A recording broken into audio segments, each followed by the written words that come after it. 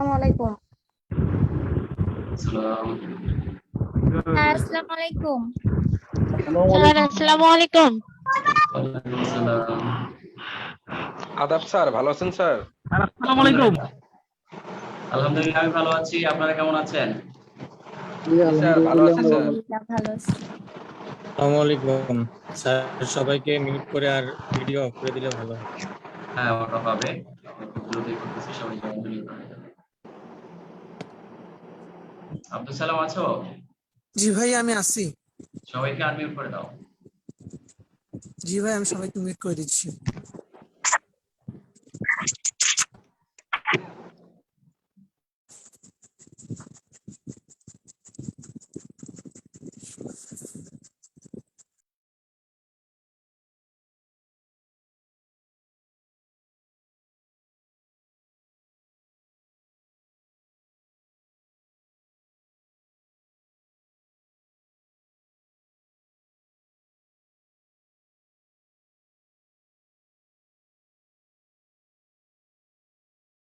আব্দুস? জি ভাই আমি আছি। আচ্ছা, ঠিক আছে। আচ্ছা, আমি এক্সট্রিমলি সরি, আসলে ক্লাসটা একটু লেট হলো কারণ আমার লোডশেডিং হয়েছিল, একটু মানে কারেন্ট চলে গেছিল, যার কারণে একটু দেরি হলো। সবাই চলে আসুন, তারপর আমরা ক্লাসটা শুরু করে দেব। ভাইয়া দেখা যাচ্ছে না মানে কি? স্পষ্ট দেখা যাচ্ছে তো? আমি তো দেখতেছি স্পষ্ট দেখা যাচ্ছে। একটু চেক করি।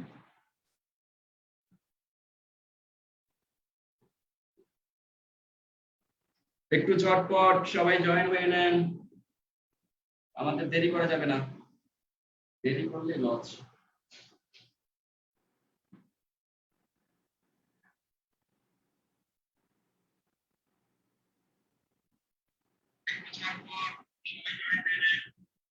আচ্ছা, অনেকেই লাইভে চলে আসছে। আচ্ছা, আমরা ক্লাসটা শুরু করে দিই। দেখেন, আমরা আগের ক্লাসে আমরা কথা বলার সুযোগ খুব কম পাবো। যারা যারা নতুন জয়েন করছেন অনেকেই সালাম দিচ্ছেন। ওয়ালাইকুম সালাম, একবারই সালাম নিয়ে নিচ্ছি। আমি আজকে একটা ভালো অ্যানাউন্সমেন্ট দিই, সেটা হচ্ছে আপনাদের জন্য খুব গোছালো ভাবে আমি সবকিছু রেডি করতেছি, যার কারণে একটু সময় লাগতেছে। আইসিটিটা আমি আজকে শুরু করতে পারতাম, কিন্তু আইসিটি যদি আমি শুরু করি তাহলে আপনারাই প্রবলেম ফেস করবেন। কিরকম প্রবলেম? অতিরিক্ত তথ্য লিখতে হবে, আর তথ্য এতগুলো লিখতে গেলে এক একটা ক্লাস ডিউরেশন 5 ঘন্টা লাগবে, বুঝতে পারছেন? আর লেকচার শিট হাতে থাকলে আমি বলবো যে এটা বেশি ইম্পর্টেন্ট, এটাকে মার্ক করেন, ওটা মার্ক করে ফেললেন, বাস শেষ। ওটাকে আইডেন্টিফাই করে বেশি করে ফোকাস করে পরীক্ষা হয়ে যাবেন, ওটাই কমন বা ওরকম টাইপের কোশ্চেন আসছে, এটা আমি আপনাদেরকে ধরাই দিতে পারবো। এখন মূল কথা হচ্ছে বিজ্ঞানের মধ্যে কেন আছি, কারণ বিজ্ঞানের শুরুর দিকের লেকচার গুলো হচ্ছে খুব সুন্দর বুঝানো, এগুলো কোনো ব্যাপার না। আর বিজ্ঞান সম্পর্কে আমাদের যাদের ধারণা নাই তারাও আমরা বিজ্ঞান অনেক ভালো করে বুঝবো যদি আমরা একটু ভেতরে ঢুকতে পারি বা একটু ভালো করে অ্যানালাইসিস করে বুঝতে পারি। আর মূল কথা হচ্ছে আমরা অনর্গল ক্লাস করে যাব। আমি বেশি সুযোগ দিব না, যদিও আপনাদেরকে কথা বলার। হ্যাঁ, আসসালামু আলাইকুম। ক্লাস, একটা কথা, ক্লাসটা শুরু হওয়ার আগে একটা কথা ছিল। হ্যাঁ শিওর, বলেন, দ্রুত বলেন ভাই। তো ক্লাসে আমাদের গ্রুপের রুটিনটা দেওয়া আছে, এভরিথিং সব আগে থেকে জানানো আছে। তারপরে সারাটা দিন জুড়ে লিংক, তারপরে আপনার পিডিএফ, একটা মানুষ তো জানে যে পিডিএফটা আগে দেওয়া হবে, যে পিডিএফটা দেওয়া হবে ওই পিডিএফ অনুযায়ী ক্লাসটা করানো হবে। তাহলে বারবার অযথা কেন এই ধরনের মেসেজ গুলো আচ্ছা কেন করা আচ্ছা আচ্ছা, ঠিক আছে। দেখেন, সবার তো আর সিনারিও সমানভাবে কাজ করে না। এখন দু চারজন আছে হয়তো, অনেকেই হঠাৎ করে অ্যাক্টিভ হয়েছে দেখছে, যার কারণে আসলে এগুলো দোষ না। এগুলো বলতে পারেন যে উনি যদি আগে একটু স্ক্রল করে দেখতো উপরে কি হয়েছে তাইলে হয়ে যেত। আমি একটা জিনিস বলবো, যার ফলে মেসেজ কম করবেন, হোয়াটসঅ্যাপ গ্রুপে মেসেজ কম করবেন। যা প্রয়োজনীয়, যা সমস্যা, আমি ক্লাস নিচ্ছি, ক্লাসের মধ্যে আপনি একটা প্রশ্নের মধ্যে সলভ করতে পারতেছেন না, প্রশ্নের ক্যাটাগরি বুঝতে পারতেছেন না, আমি দরকার পড়লে ছোট্ট একটা লাইভ করে আপনাদের আবার কি করবো, ওটা আপলোড করে দিব, আপনাদের জন্য যা করা দরকার তাই করবো। অথবা আপনাকে আমি ভিডিও কলে বুঝিয়ে দিব, অথবা আপনাকে আমি ভয়েস কলে বুঝিয়ে দিব, যেটা এই কারণে হয়েছে। জাস্ট প্রবলেম দিবেন আর প্রবলেমের উত্তর দিবেন, অন্যথায় আর অন্য কিছু করবেন না। ঠিক আছে? ওকে না? ঠিক আছে। আচ্ছা, আমরা শুরু করে দেই। আমাদের আজকের আলোচনা হচ্ছে, আমরা মোটামুটি স্মরণ, দ্রুতি, বেগ, ত্বরণ, মন্দন, ভরবেগ পর্যন্ত শেষ করছিলাম। আজকে আমরা শিখবো কাজ, ক্ষমতা, শক্তি। সবাই একটু হিন্টস দেই আমরা। আজকে আমরা যেটা নিয়ে আলোচনা করব সেটা হচ্ছে কাজ, ক্ষমতা, শক্তি। এই তিনটা থেকে একটা কোশ্চেন আসার সম্ভাবনা খুবই বেশি। এই তিনটা খুবই ইম্পর্টেন্ট, তো সাইডে একটু ভেরি ভেরি ইম্পর্টেন্ট লিখে রাখবেন, ভি ভি আই। এই তিনটা বেশ ইম্পর্টেন্ট, এবং এর আগের একটা ইম্পর্টেন্ট টপিক দিয়েছে, সেটা হচ্ছে আমাদের এককগুলো থেকে প্রতি বছরই কোশ্চেন আসে, ওটাও ভিভিআই লিখে রাখবেন। আর যে টপিকগুলো একটু বেশি বেশি ইম্পর্টেন্ট ওগুলো আমি একটু বেশি আলোচনা করার চেষ্টা করব। ফার্স্ট অফ অল দেখেন, আমরা যদি কাজ নিয়ে কথা বলি তাহলে প্রথমে আমি হেডিং দিচ্ছি কাজ। আচ্ছা, ছোট্ট একটা উদাহরণ দিয়ে আমি কাজটা পুরোটা বুঝাই দিই।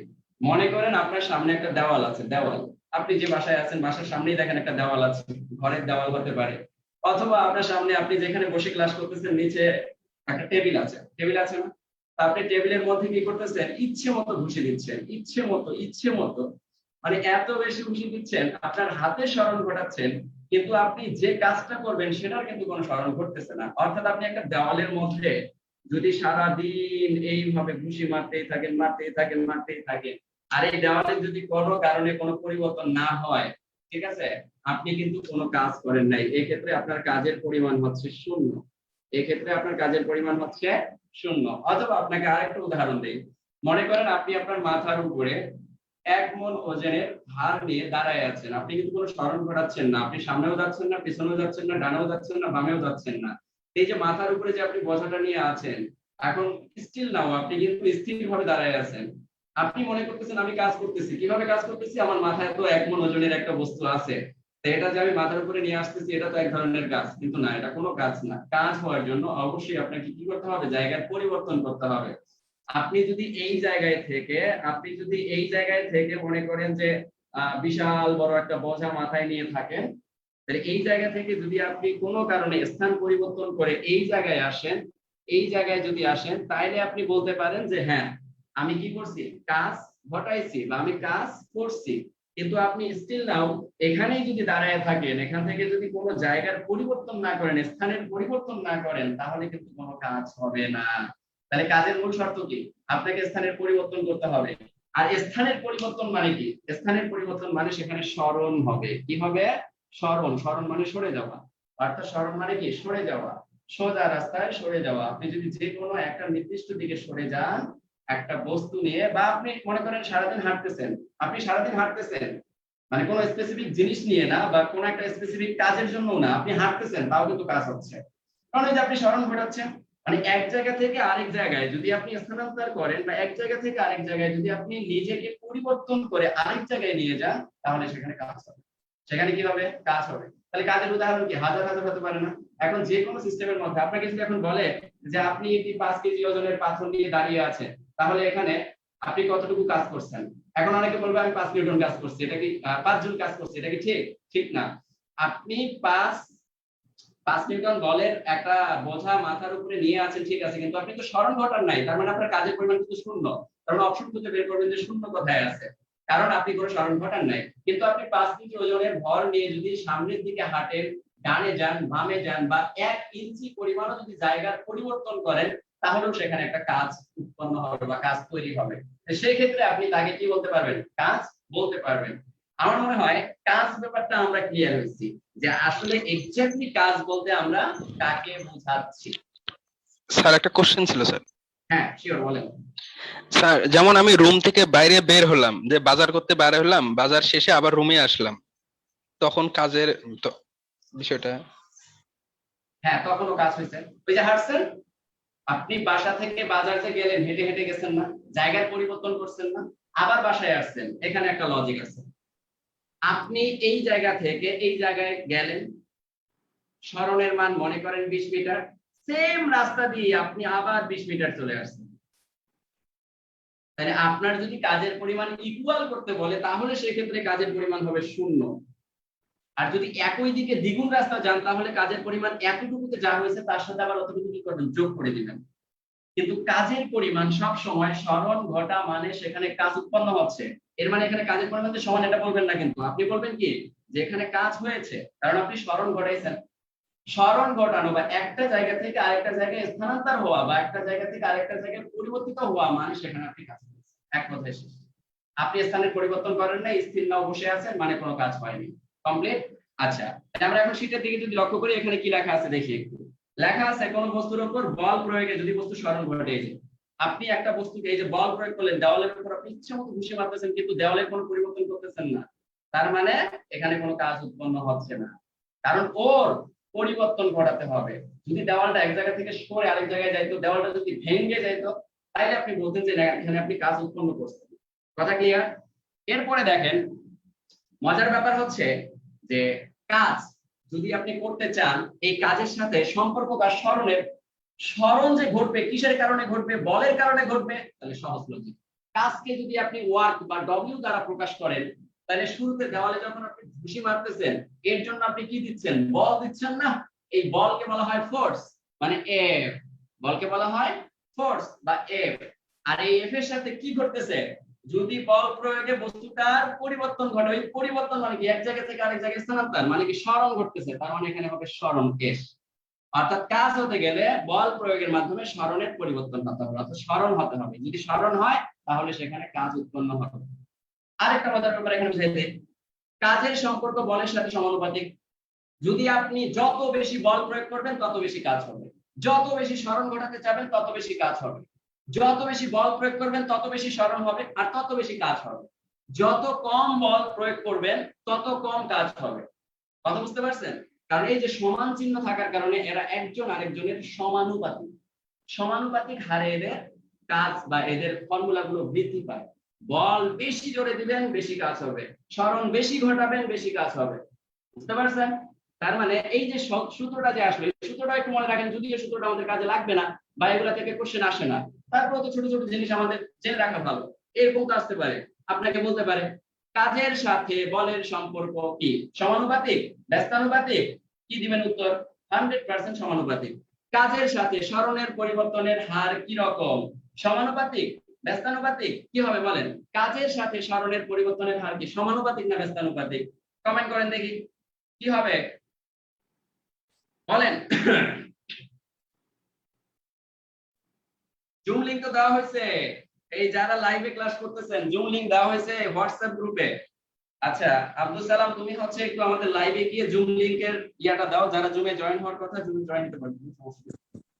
জি ভাই, আমি দিয়ে দিছি ওখানেও। আচ্ছা ঠিক আছে। আচ্ছা সমানুপাতিক, এই যে কমেন্ট করছেন সমানুপাতিক, তাহলে আমরা কাজ ক্লিয়ার, আমরা কাজ ক্লিয়ার।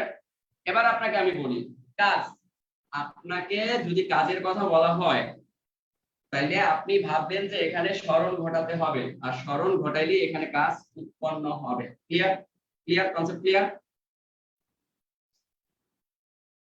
ওকে, এবার আসেন মজার একটা জিনিসে আসি। এই দুটার মধ্যে আমরা গুলায় ফেলি, এই দুটা জিনিসের মধ্যে গুলায় ফেলি, এবং আমরা শক্তিকে অনেক সময় ক্ষমতা বলি, ক্ষমতাকে আমরা শক্তি বলি। এটার পার্থক্যটা আগে বুঝাই দিব, তারপরে আপনার মাথার মধ্যে সেট হয়ে যাবে যে আসলে ক্ষমতা কি আর শক্তি। আচ্ছা এবার হেডিং দেন ক্ষমতা, এবার হেডিং দেন ক্ষমতা। ও কাজের একক কি? জুল। মনে রাখবেন কাজের একক হচ্ছে জুল, কাজের একক হচ্ছে জুল। ঠিক আছে, কাজের একক হচ্ছে জুল। এটা আমরা আগে এককে শিখে আসছি। প্রথম দিকে একটা বক্স দেওয়া আছে, একটা ছক দেওয়া আছে লেকচার শিটে, দেখবেন ওই ছকের মধ্যে এগুলার এককগুলো সুন্দর করে দেওয়া আছে। ওটা যদি আপনি একটু ভালো করে পড়েন আলহামদুলিল্লাহ আপনার কোনো প্রবলেম হবে না। ওকে না? এবার আসেন ক্ষমতা। ভাইয়া আমার একটা কোশ্চেন আছে ভাইয়া। হ্যাঁ দ্রুত করেন।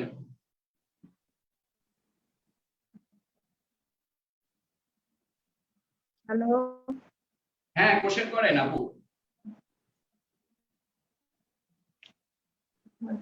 এত সময় নিলে হবে না তো। জি ভাইয়া, আপনার হচ্ছে শীটের মধ্যে একটা কোশ্চেন ছিল যে কাজের মানে কোনটি সরি ভাইয়া, নেট সমস্যা। আসলে আপনার শীত এবং তাপ, আমরা তো জানি যে কাজ, তাপ, শক্তি তিনটার এককই জুল। তখন কোনটা দিব?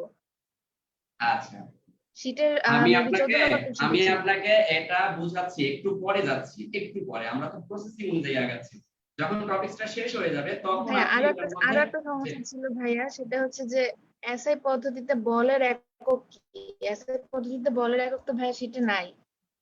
আচ্ছা এসআই এসআই পদ্ধতিতে পদ্ধতিতে বলের বলে একক আমি না, সরি আপনাকে সিজিএস বলি। পদ্ধতিতে, সরি ভাইয়া, সিজিএস পদ্ধতি। সিজিএস পদ্ধতিতে হচ্ছে, আমি আপনাকে বলি, ডাইন ডাইন ডাইন ডাইন হচ্ছে বলের একক, ডাইন বা ডাউন, ডাইন বলা হয়।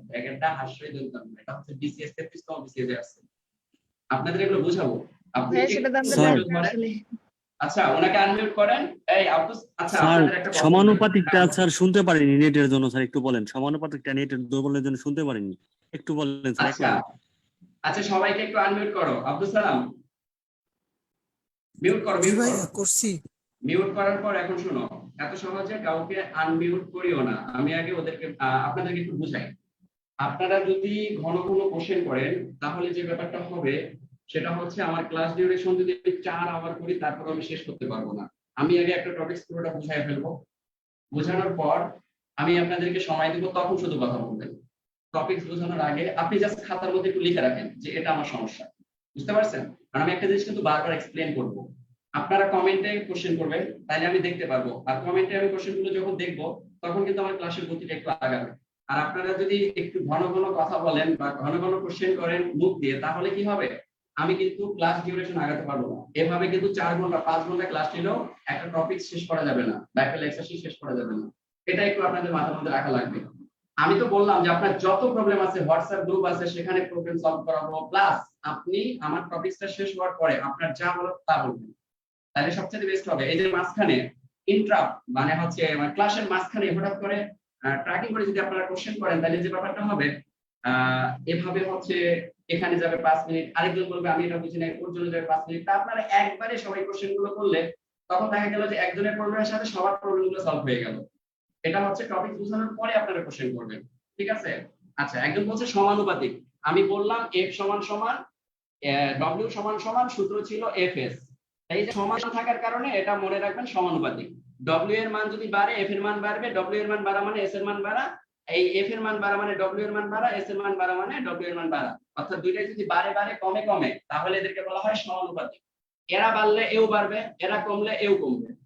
যদি কমে তাও সমানুপাতিক, যদি বাড়ে তাও সমানুপাতিক। কারণ কি, এ বাড়তেছে এও বাড়তেছে, এ কমতেছে এও কমতেছে। ক্লিয়ার? আর আমি তো এগুলো বুঝাইছি, যদি কারো স্কিপ হয় তাহলে আপনারা পরে আবার রেকর্ডিং করবেন, কারণ একটা জিনিস বারবার রিপিট করলে কখনোই সম্ভব না। আর কি রাগ করেন না, আবার অনেকে রাগ করতে পারেন, রাগ করার কোনো কিছু নাই। আচ্ছা, এককগুলো নিয়ে আমি হচ্ছে কনভার্সন করাবো, কারণ একক বেশি ইম্পর্টেন্ট। তো আপনি কোশ্চেন আপনি উত্তর পেয়ে যাবেন। আচ্ছা, আমরা এখন আসি ক্ষমতা ভার্সেস শক্তি। এই দুটাকে আমি একটু কাছাকাছি লিখি, হ্যাঁ? আপনারাও একটু কাছাকাছি লেখেন, কাছাকাছি লিখে এদের পার্থক্যটা আমি আপনাদেরকে ধরাই দিই। মজার ব্যাপার দেখেন, ক্ষমতা, আমরা কথার কথা বলি না, ইস উনার কি ক্ষমতা রে ভাই, উনার কি ক্ষমতা রে ভাই, মানে উনার কি ক্ষমতা রে ভাই, উনি প্রধানমন্ত্রী পর্যন্ত চলে গেছে, উনি প্রধানমন্ত্রী পর্যন্ত চলে গেছে। আমরা শক্তির ব্যাপারটা যখন বলি, ওর কি শক্তি, ওকে হারায় ফেলছে, ওকে হারায় ফেলছে, মানে কি, একজনকে হারিয়ে দেওয়া মানে হচ্ছে শক্তি ব্যয় করে বা শক্তির পরীক্ষা করে আপনি তার থেকে বেশি শক্তিশালী দেখে তাকে আপনি পরাজয় করছেন, আপনি জিতে গেছেন।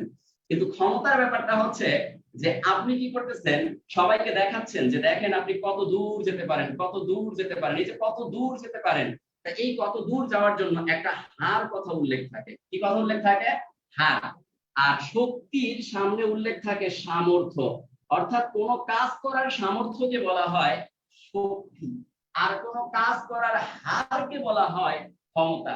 তার মানে যদি আপনি আপনার ক্ষমতার হার প্রধানমন্ত্রী থেকেও পেরিয়ে যান, তাহলে আপনি কি যুক্তরাষ্ট্রের প্রধানমন্ত্রীর সাথে আপনি লগ ইন করতে পারবেন, তার পর্যন্ত আপনার ক্ষমতা আছে, সে পর্যন্ত আপনাকে হেল্প করবে। তাহলে এই যে হার বাড়তে পারে, ক্ষমতার হার, ক্ষমতার হার আর শক্তির সামর্থ্য। তার মানে শক্তি হচ্ছে কি, দেখেন, কাজ করার সামর্থ্য। শক্তি কি?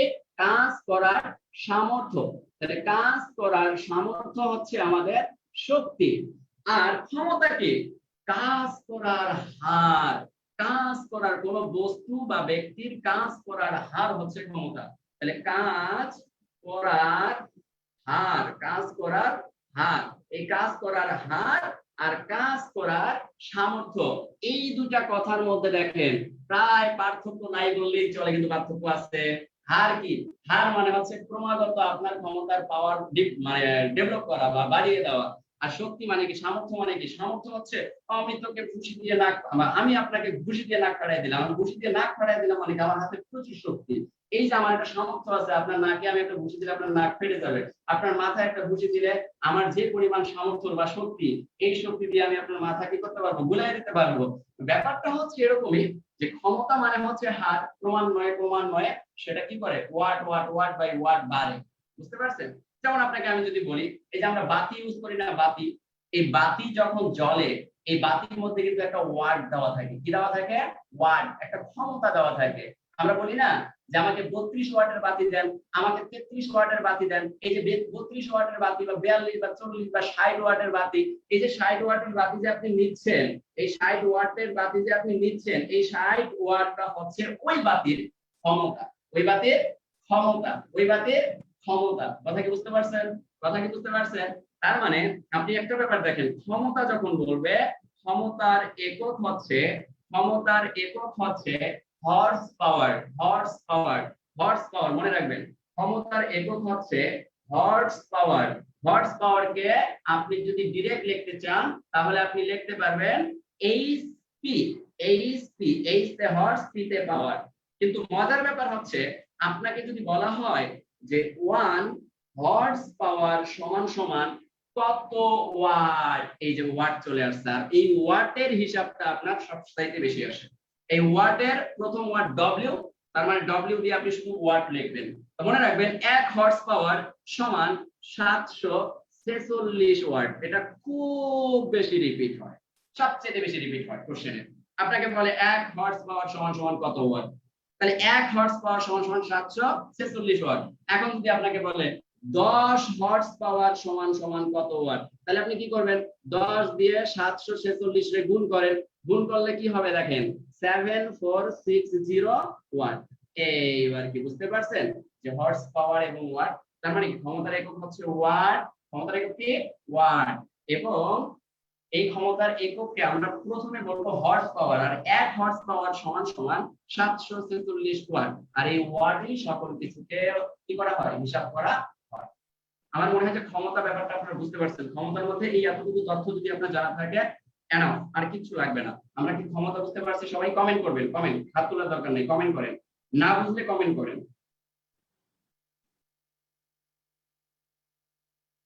বলেন ক্লিয়ার? আমরা কমেন্ট করতে হবে, প্রচুর কমেন্ট করতে হবে। এটার মধ্যে 5 স্টার দিয়ে রাখেন, এটা 5 স্টার দিয়ে রাখেন, 5 স্টার দিয়ে রাখেন, খুবই ইম্পর্টেন্ট, খুবই ইম্পর্টেন্ট। প্রতি বছর কোনো না কোনো পরীক্ষায় এটা রিপিট হয়, প্রতি বছরই কোনো না কোনো পরীক্ষায় এটা রিপিট হয়।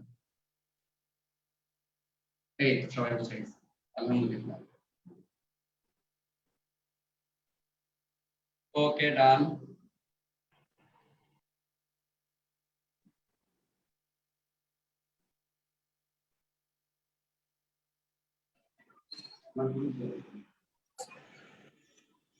বুঝছি স্যার। ওকে, আব্দুল সালাম। জি ভাই আমি আছি। তুমি আসো, মানে বুঝতেছি না আরেকজন কথা বলার সুযোগ পায় কেমনে?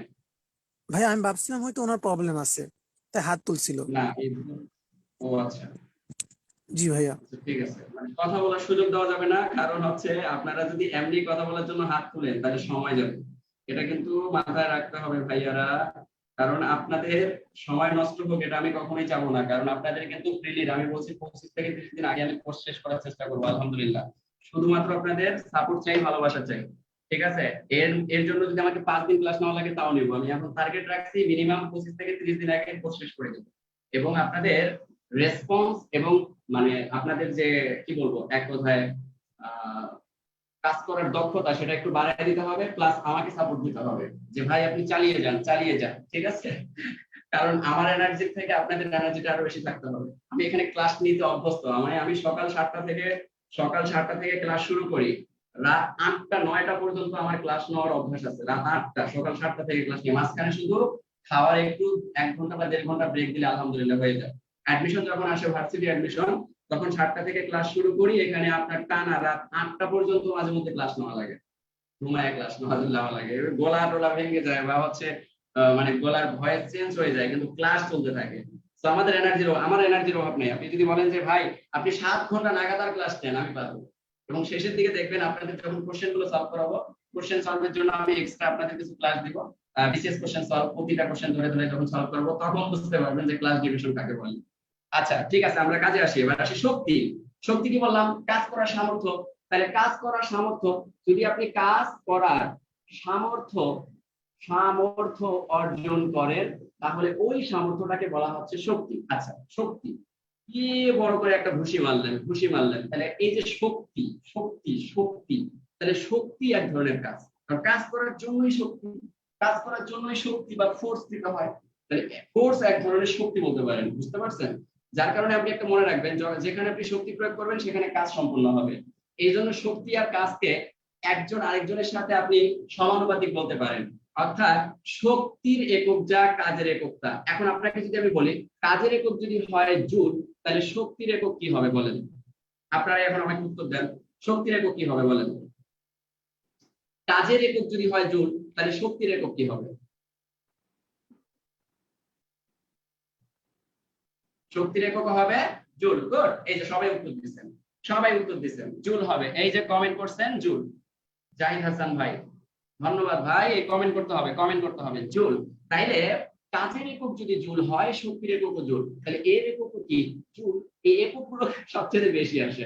মজার ব্যাপার হচ্ছে এককগুলো প্রতি বছর বেশি রিপিট করে, বুঝতে পারছেন? তাহলে এটা আমরা বুঝতে পারলাম। এবং আরেকটা কথা আপনাদেরকে আমি বলি, মজার ব্যাপার হচ্ছে কাজ, তাপ এবং শক্তি। কাজ, তাপ এবং শক্তি।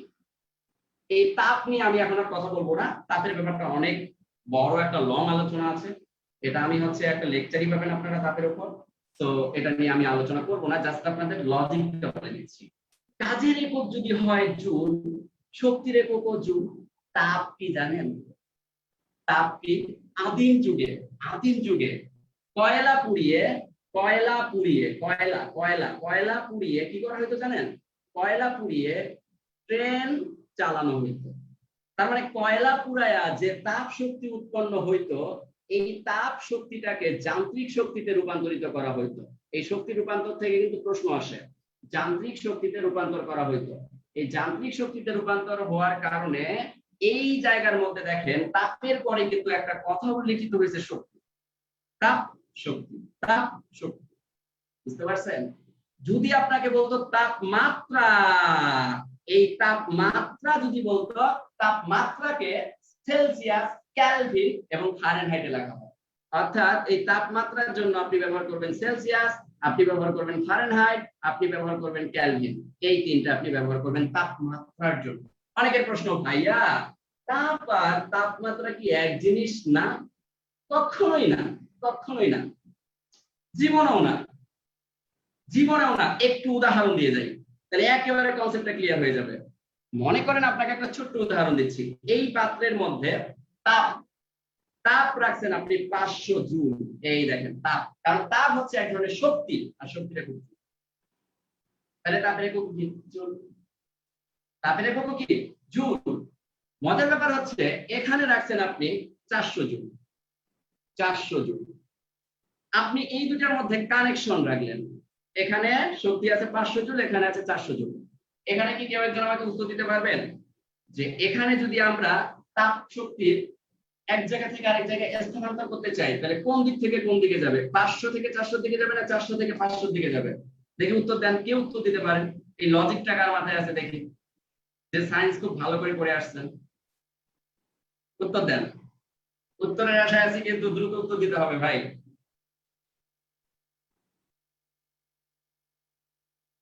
500 থেকে 400, 500 থেকে 400, অনেকে উত্তর দিচ্ছেন। অনেকে সায়েন্স ব্যাকগ্রাউন্ডের স্টুডেন্ট হওয়া সত্ত্বেও এই উত্তর দিবে, কিন্তু এটা ভুল।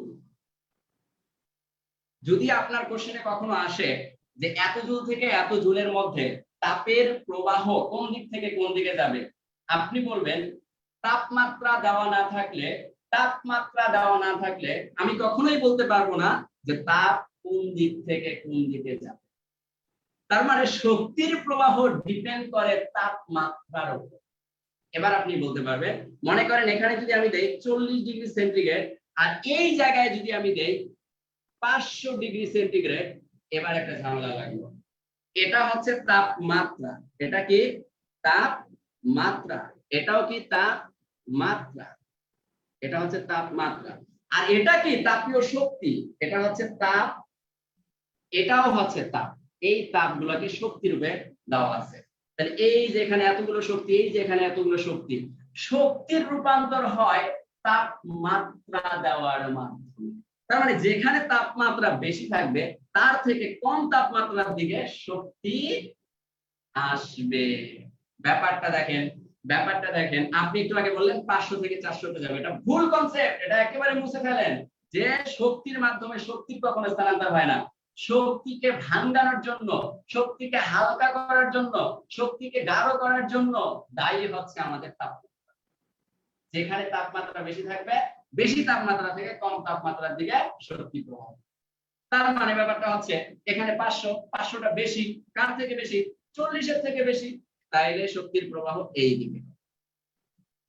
আবার মনে করেন এটা 50, এটা হচ্ছে মনে করেন 400, এটা 400, তাহলে এটা বেশি, এটা বেশি, এটা যদি বেশি হয় আর এটা কত কম, মাত্র 50 ডিগ্রি সেন্টিগ্রেড, তাহলে এবার কি হবে? এবার এই দিক থেকে ওই দিকে যাবে, অর্থাৎ বেশি থেকে কম তাপমাত্রার দিকে শক্তি স্থানান্তর। মজার ব্যাপার বুঝতে পারছেন? তাহলে তাপ এবং তাপমাত্রার মধ্যে পার্থক্য। তাহলে তাপের জন্য ব্যবহার করবেন, এগুলো এমসিকিউ আসবে। তাপের জন্য তাপের একক হবে জুল, কিন্তু তাপমাত্রা যখন ব্যবহার করবেন, এই তাপমাত্রার জন্য আপনি ব্যবহার করতে পারবেন সেলসিয়াস, কেলভিন, ফারেনহাইট। ক্লিয়ার? এগুলোর স্কেল নিয়ে আমি কথা বলবো, পরে আরো আলোচনা আছে এগুলো নিয়ে। যদিও কনসেপ্টের মধ্যে আসলো, আমি বেসিকটা ক্লিয়ার করে দিলাম।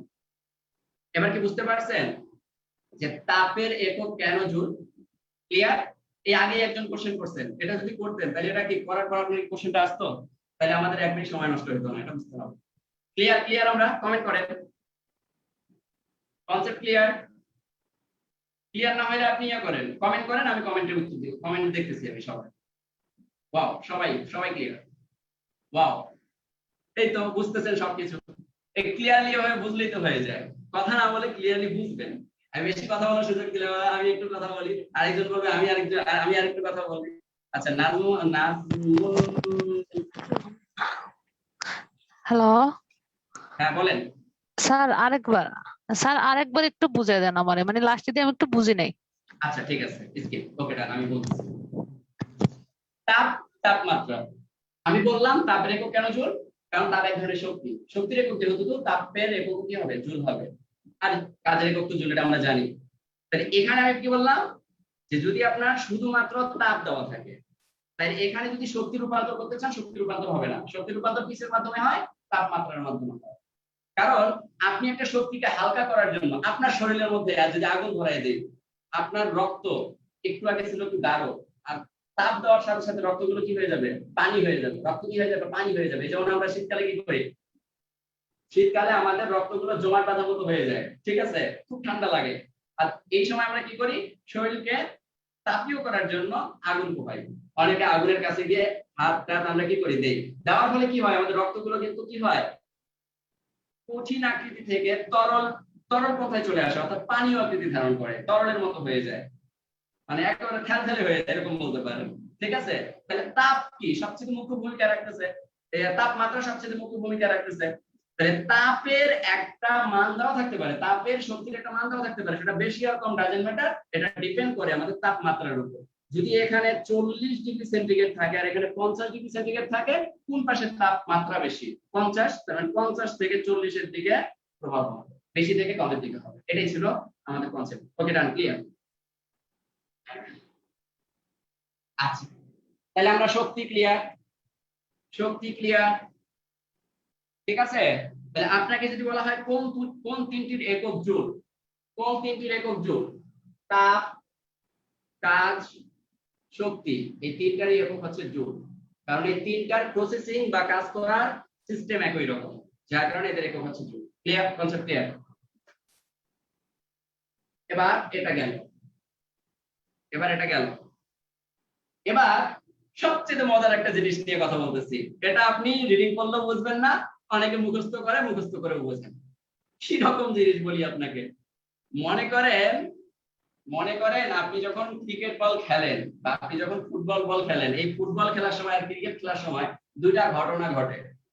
দুইটা ঘটনার মধ্যে একটা হচ্ছে বলের ঘাত, আর একটা হচ্ছে ঘাত বল। এখান থেকে ব্যাংক যোগে প্রচুর প্রশ্ন আসে। ঘাত বল বিসিএ যেও মনে হয় একবার আসছে যতটুকু দেখছি আমি। বলের ঘাত এবং ঘাত বল, এই ঘাত বল কি বলের ঘাত কি এটা আমরা বুঝি না, আমরা কনফিউশনে ভুগি। ঠিক আছে? ঘাত বল, বলের ঘাত খুব ইজি। আচ্ছা, একজন বলছে খুব ইজি, তার মানে উনি অবশ্যই কনসেপ্টটা অনেক ভালো করে বুঝছে যার কারণে উনি বলছে কি ইজি, কিন্তু অনেকেই কি কনফিউশনে ভোগে, মানে বলের ঘাতটাকে ঘাত বল বানায় দেয় আর ঘাত বলরে বলের ঘাত বানায় দেয়। আপনাদের একটা সহজ উদাহরণ দিয়ে আমি জিনিসটার কনসেপ্ট ধরাই দিই। আপনি মনে রাখবেন এইভাবে, বলের ঘাত আর ঘাত বল। দেখেন, বলের ঘাতে ওয়াট সংখ্যা বেশি না ঘাত বলে ওয়াট সংখ্যা বেশি? বলেন। বলের ঘাতে ওয়াট সংখ্যা মানে 1 2 3 4 5, 1 2 3 4 কোথায় বেশি? মানে কনসেপ্টটা ধরাই দিই যাতে না হারায়, একেবারে বেসিকটা ধরাই দিচ্ছি, কারণ একটু টেকনিক্যালি মনে রাখতে হবে। একজন দিছে বলের ঘাতে বেশি, বলের ঘাতে কম কেন? না আমি ওয়াট সংখ্যার কথা বলছি, মানে ওয়াট কয়টা? ওয়াট 1 2 3 4 5, 1 2 3 4, ওখানে আছে 4টা, এখানে আছে কয়টা? 5টা। তো এখানে 5টা, এখানে 4টা। বলেন তো কম কোথায়? এই জায়গায়। বেশি কোথায়? এই জায়গায়। বেশি এই জায়গায়, কম এই জায়গায়। এবার কনসেপ্টে আসি। আপনাকে যখন বলের ঘাত বলবে, এই বলের ঘাত এটা মনে রাখবেন, বলের ঘাত যেহেতু বেশি, এই বলের ঘাতটা কি হয় দেখেন, আপনি যখন ক্রিকেট বল খেলতেছেন বা আপনি যখন ফুটবল খেলতেছেন, ফুটবল খেলার সময় মনে করেন এখানে একটা ফুটবল, এখান থেকে আপনি কি করতেছেন, সুন্দর করে পা দিয়ে মনে করেন এটা কিক মারলেন। পা দিয়ে যদি আপনি কিক মারেন, পা দিয়ে কিক মারার সাথে সাথে এটা কি হবে? সামনের দিকে যাবে। এই যে সামনের দিকে, অথবা কি করলেন আপনি এমন এই অ্যাঙ্গেলে মারলেন, এই অ্যাঙ্গেলে মারলে এটা উড়ে এই জায়গায় এসে পড়বে। মজার ব্যাপার দেখেন বলের ঘাতটাকে। তা আপনি যখন প্রথমে ফুটবলটাকে কিক মারছেন, এই কিক মারা পর্যন্ত মানে কিক মারার সময় থেকে শুরু করে ও যত দূর পর্যন্ত উড়ে মাটিতে পড়ছে, এই টোটাল সময় বা এই টোটাল সরণ থেকে শুরু করে সময় থেকে শুরু করে যতক্ষণ সময় ধরে সে উপরে ছিল, যতক্ষণ না পর্যন্ত সে ভূমি স্পর্শ করছে, এই টোটাল সময়কালীন তার কাজের পরিমাণটাকে বলা হচ্ছে বলের ঘাত। কি বলা হচ্ছে? বলের ঘাত। তার মানে বলের ঘাতে ওয়াট সংখ্যা বেশি, তার মানে এখানে সময় বেশি, এখানে সময় বেশি। এবার সংজ্ঞাটা বলি। সংজ্ঞাটা হচ্ছে এরকম: কোন বস্তুর উপর ক্রিয়াশীল বল ও বলের ক্রিয়াকালের গুণফল। বলের ক্রিয়াকালের গুণফল মানে ব্যাপারটা হচ্ছে এরকম, আপনি যদি বলের ঘাত বের করতে চান, এই বলের ঘাতের মধ্যে আপনি দুটো জিনিস পাবেন। একটা হচ্ছে আপনি এখানে বলটার মধ্যে কি করছেন? কিক মারছেন। কিক মারছেন মানে কি? ওখানে ফোর্স দিবেন, খুব ভালো কথা। এই ফোর্সটা কতক্ষণ সময় পর্যন্ত উপরে ছিল? মনে করেন টি সময় পর্যন্ত উপরে ছিল। তাহলে F গুণন টি, এটাই হচ্ছে আপনার বলের ঘাতের সূত্র। তাহলে কি বলবেন? বল প্রয়োগের সময় থেকে যতক্ষণ সময় পর্যন্ত ওই কাজ সম্পন্ন হবে, ততক্ষণ সময়ের পুরো সময়টাকে বলা হচ্ছে বলের ঘাত। তাহলে বলের ঘাতকে আপনি প্রকাশ করতে পারেন কি? F ক্রস টি। F ক্রস টি অর্থাৎ বল গুণন সময়। বল গুণন সময়। মনে করেন আপনাকে বলা হলো যে আপনি এখানে 5 নিউটন বল প্রয়োগ করছেন। 5 নিউটন বল প্রয়োগ করার কারণে বলটা এইখান থেকে এখানে 3 সেকেন্ডে আসছে। কয় সেকেন্ডে আসছে? 3 সেকেন্ডে আসছে। এখন যদি আপনাকে বলা হয় বলের ঘাত কত, তাহলে বলের ঘাত কত হবে বলেন? 5 গুণন 3, 3 5 কত? 15। 3 5 15। এই যে 15, এই 15টা হচ্ছে আমাদের বলের ঘাত। এই 15টা হচ্ছে আমাদের কি? বলের ঘাত। 15টা হচ্ছে কি আমাদের? বলের ঘাত। বলের ঘাত। এখন এখানে অনেকে প্রশ্ন করবে, এটার একক কি? এটার একক কি? বলের একক কি? নিউটন। আর টি এর একক কি? Second. Newton second. Newton second. Newton per second না, শুধু নিউটন সেকেন্ড। এটার একক হচ্ছে নিউটন সেকেন্ড। তাহলে বলের ঘাতের পরিমাণ হচ্ছে 15, আর এই 15টা হচ্ছে নিউটন সেকেন্ড, কারণ বলের একক হচ্ছে নিউটন, সময়ের একক হচ্ছে সেকেন্ড। এবার সিমিলার ভাবে আমি ঘাত বলটা বুঝাই। দেখেন ঘাত বলটা এই সাইডে বুঝাইলে আপনি একেবারে ডিফাইন করতে পারবেন খুব সহজে। ঘাত বলে ওয়াট সংখ্যা কম, তাই না? ওয়াট সংখ্যা যেহেতু কম, তার মানে সময়কাল কম। সময়কালটা আপনাকে বলি। এই যে ফুটবলটাকে যখন আপনি কি করছেন? কিক মারছেন। কিক মারার সময়, এই কিক মারার সময় মানে বল এবং আপনার পা এই যে সূক্ষ্ম সময় যে স্পর্শ করছে, এই সূক্ষ্ম সময়টাকে বলা হচ্ছে ঘাত বল। মানে বল আঘাত করার মুহূর্তটা, বল এবং আপনার পা যতটুকু সময় ধরে এক জায়গায় ছিল, এই যে সূক্ষ্ম সময়, এই সূক্ষ্ম সময়টাকে বলা হচ্ছে ঘাত বল। তাহলে সূক্ষ্ম সময়, কম সংখ্যা সূক্ষ্ম সময়, বেশি সংখ্যা বেশি সময়। বেশি সময় মনে থাকবে? মনে থাকবে এই যে এখানে ওয়াট সংখ্যা বেশি, তার মানে বলের ঘাত বেশি। বেশি ঘাত বল ওয়াট সংখ্যা কম, তার মানে ঘাত বলের এখানে আপনি মনে রাখবেন খুব কম সময়ের জন্য যে বল, অর্থাৎ পা এবং বলের মধ্যে এই যে ন্যানো সেকেন্ড, এই যে 1 সেকেন্ড বা হচ্ছে খুবই কম সময় ধরে যে বলটা অ্যাডজাস্ট ছিল, এই অ্যাডজাস্টের যে মুহূর্ত, এই মুহূর্তটাকে বলা হচ্ছে ঘাত। তাহলে ঘাত বল কাকে বলে? এবার যদি সংজ্ঞা আসে তখন কি বলবেন? অতি ক্ষুদ্র সময়ে ক্রিয়াশীল প্রচন্ড বলকে ঘাত বল বলে। অতি ক্ষুদ্র সময়ের ক্রিয়াশীল বল, অতি ক্ষুদ্র সময়ের ক্রিয়াশীল বল। এই অতি ক্ষুদ্র সময়টা হচ্ছে আপনার পা এবং বলের স্পর্শ, অথবা ব্যাট এবং আপনি বল করছেন, ওই বলটা যখন ব্যাটের মধ্যে স্পর্শ, ওই ব্যাট আর বল যতক্ষণ সময় এই যে সূক্ষ্ম সময়টা যে স্পর্শে ছিল, ওই সময়টাকে বলা হচ্ছে ঘাত বল। তাহলে ঘাত বলের সংখ্যা কম, সময় কম, আর বলের ঘাতের সংখ্যা বেশি, সময় বেশি। ক্লিয়ার? Concept clear? হারাবে আর বলেন। তাহলে ঘাত বল এবং বলের ঘাত, এটা এই যে কনফিউশনে ভুগতেন। আবার এই জন্য আমি ওয়ার্ড দিয়ে বললাম যে আপনি ওয়ার্ড গুনেন 1 2 3 4 5, এখানে 5টা, 1 2 3 4, এখানে 4টা, এভাবে গুনবেন, যেখানে কম সেখানে কম, যেখানে বেশি সেখানে বেশি। তাইলে আর উল্টা পাল্টা হবে না। তাইলে আপনি লাউরে কদু বানাবেন না, কদুরে লাউ বানাবেন না। এই জন্য এই উদাহরণ দেওয়া। Clear? Concept clear? Concept clear ভাই?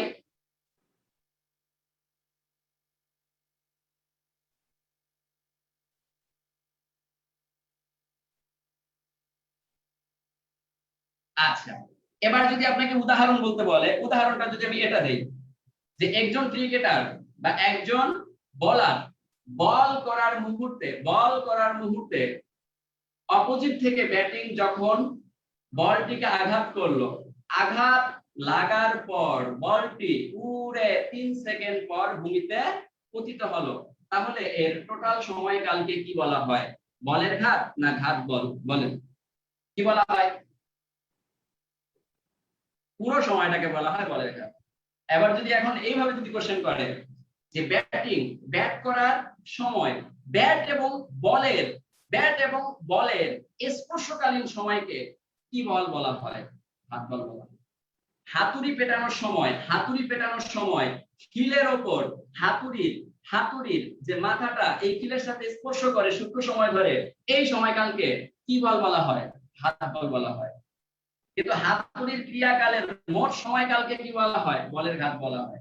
শুধুমাত্র উদাহরণ দেখলে হবে না, যেখানে সূক্ষ্ম সময় দেখবেন সেটা হবে ঘাত বল, যেখানে বেশি সময় দেখবেন সেটা হবে বলের ঘাত। Clear concept? Clear concept?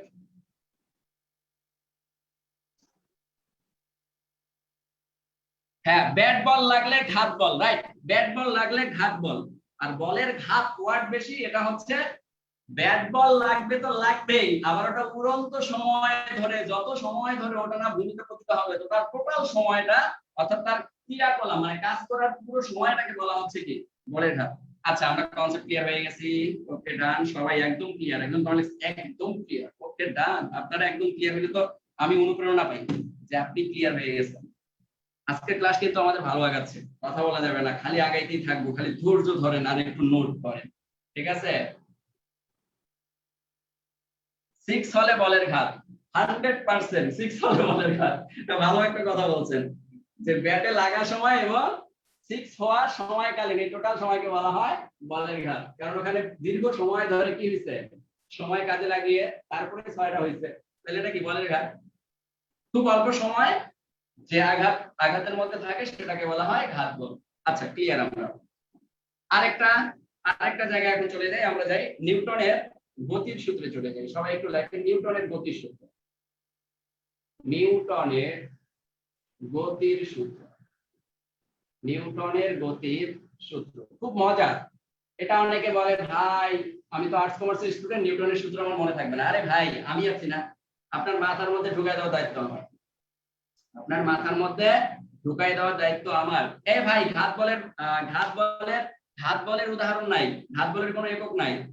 আপনি শুধুমাত্র বলতে পারেন বলের ঘাতের একক আছে, কারণ বলের ঘাত ওখানে দুইটা সিস্টেম মিলে কাজ হয়, আর এখানে সূক্ষ্ম সময়ের মধ্যে কোন সিস্টেমের মধ্যেই কাজকে মানে একুরেটলি ধরা যায় না, ওই সময়কালটা এতই সূক্ষ্ম যে ওর একক নির্ধারণ করা টাফ হয়ে যায়, যার কারণে ওটাকে বলা হয় কি বলে মানে ঘাত বল। বুঝতে পারছেন? এর কোনো একক ধরবেন না, এর একক নাই নাই নাই। মানে মনে করবেন যদি আপনাকে বলে যে ঘাত বলের একক কি, তাহলে বলবেন যে ঘাত বলের একক নাই। ঠিক আছে?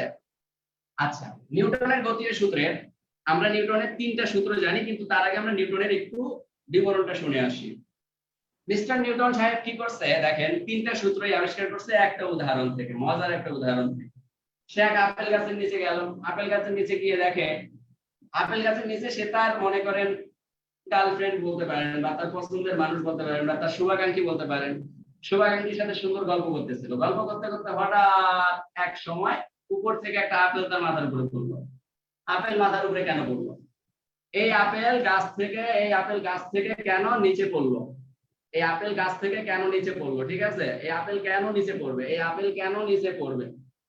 নিউটন তো একেবারে মনে করেন যে উতাল পাতাল, আপেল কেন নিচে পড়লি? তুই উপরে কেন গেলি না? তুই উপরে কেন গেলি না? তুই তো আপেল উপরে যাইতে পারতিস, তুই নিচে কেন আসলি? ও গবেষণা শুরু করে দিল।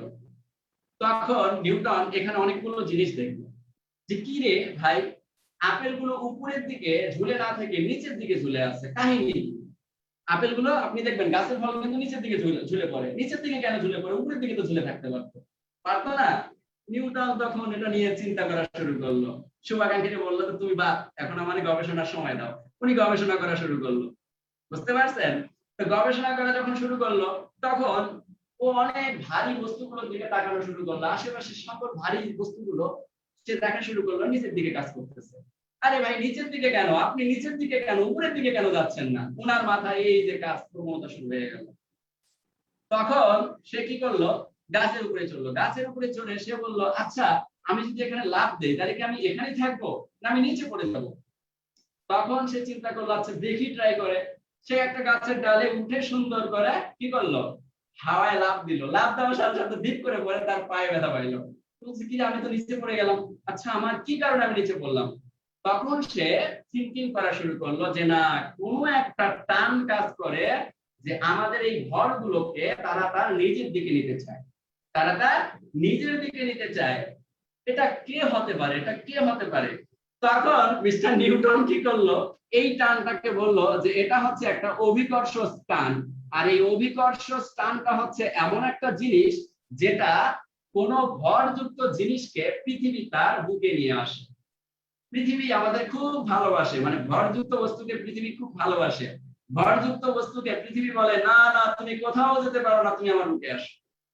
মানে ব্যাপারটা হচ্ছে এরকম, কারণ এই অভিকর্ষ ত্বরণ কেবলমাত্র ভূপৃষ্ঠে কাজ করে। আর এই অভিকর্ষ ত্বরণ জি এর মান হচ্ছে 9.8। এটা কিন্তু মনে রাখবেন, এটা ধ্রুবক মান। জি একটা কি মান? ধ্রুবক মান। তাহলে এটা মনে রাখবেন, জি হচ্ছে একটা ধ্রুবক মান। ঠিক আছে? যারা আর্টস কমার্সের আছেন তাদের ক্ষেত্রে এটা অজানা, আর যারা সায়েন্সের আছেন তাদের এটা মুখস্থ টুকস্থ হয়ে আছে। তাইলে একটা বস্তু বা একটা আম এই যে নিচের দিকে যে ঝুলে থাকে, বা একটা ফল যে নিচের দিকে ঝুলে থাকে, এই যে বস্তুটার একটা নির্দিষ্ট ভর থাকে, এই ভরকে অভিকর্ষ ত্বরণ সবসময় বলে এই তুমি উপরে কেন, তুমি শূন্যে কেন, আমার কাছে আসো, আমার কাছে আসো। মানে ব্যাপারটা হচ্ছে এরকম, পৃথিবী সব সময় এই 9.8 টানে সব সময় তাকে বলে তুমি আমার দিকে আসো, তুমি আমার দিকে আসো। তার মানে পৃথিবী পৃষ্ঠ থেকে উপরে যত ভরযুক্ত বস্তু থাকবে, এই সকল ভরযুক্ত বস্তুকে পৃথিবী বলবে আমার কাছে আসো। এই যে আপেলটা এখানে পড়ে, কার কারণে পড়লো? অভিকর্ষ ত্বরণের কারণে 9.8 এই বলটা নিচের দিকে সব সময় কাজ করে। কাজ করার কারণে যখন ভূমিতে পড়ে গেল, পড়ার পরে এর ত্বরণের মান বা এই অভিকর্ষ ত্বরণ, এটাকে মূলত বলা হয় অভিকর্ষ ত্বরণ। এই অভিকর্ষ ত্বরণের মান এখন এখানে কি হয়ে গেল? কেউ উত্তর দিতে পারবেন? বলেন তো, যখন আপেলটা গাছ থেকে ভূমিতে পড়ে গেল তখন অভিকর্ষ ত্বরণের মান কি হয়ে গেল? উত্তর চাই কমেন্ট বক্সে, দ্রুত গতিতে কমেন্ট করতে হবে।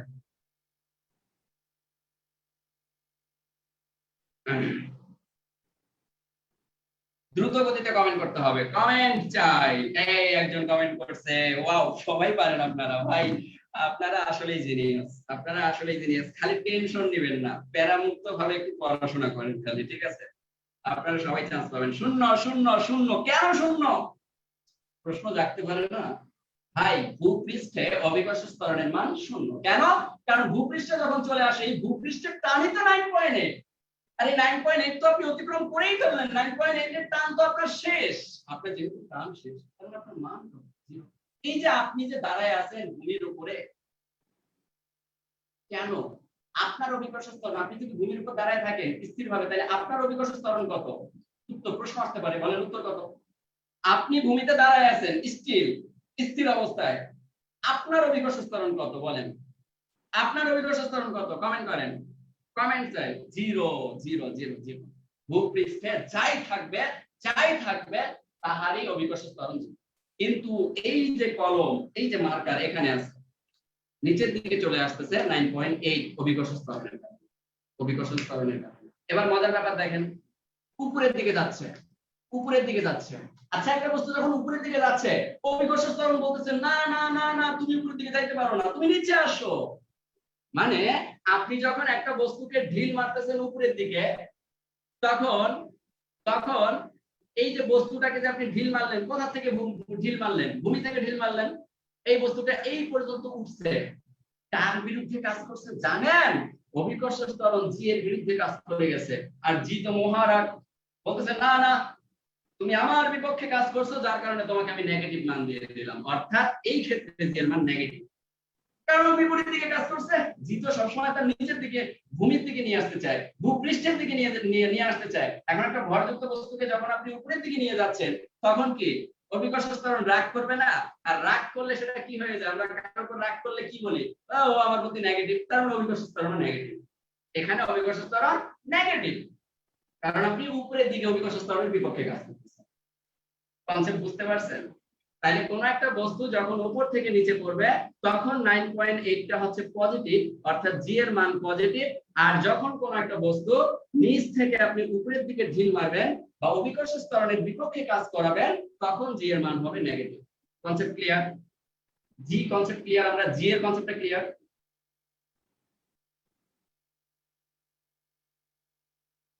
একজন বলছে ভূপৃষ্ঠের কেন্দ্র। ভাই ভূপৃষ্ঠের কেন্দ্র মানে হচ্ছে পৃষ্ঠ, মানে ভূমির পৃষ্ঠ, বুঝতে পারছেন? এখানে কেন্দ্র বলতে কোনো কিছু নাই। এই ভূমিতে আপনি যে দাঁড়ায় আছেন, এটাই হচ্ছে ভূপৃষ্ঠের কেন্দ্র, আপনার জন্য, আমার জন্য, সবার জন্য। ক্লিয়ার? আপনি যখন হাঁটবেন তখন আবার অভিকর্ষ ত্বরণ কাজ করবে। এই যে পাটা উপরে উঠাইছেন, পায়ের একটা ভর আছে, তখন অভিকর্ষ ত্বরণ বলতেছে না না, তুমি আমার বুকে ফেলো, আমার ভূপৃষ্ঠে তুমি পা রাখো। ভূপৃষ্ঠের কেন্দ্র বলতে এখানে ভূমিকেই বোঝানো হয়। Concept clear? Concept clear? আপনারা যা বইয়ে পড়েন তাই মুখস্থ করেন, এটাই হচ্ছে আর কি মূল সমস্যা।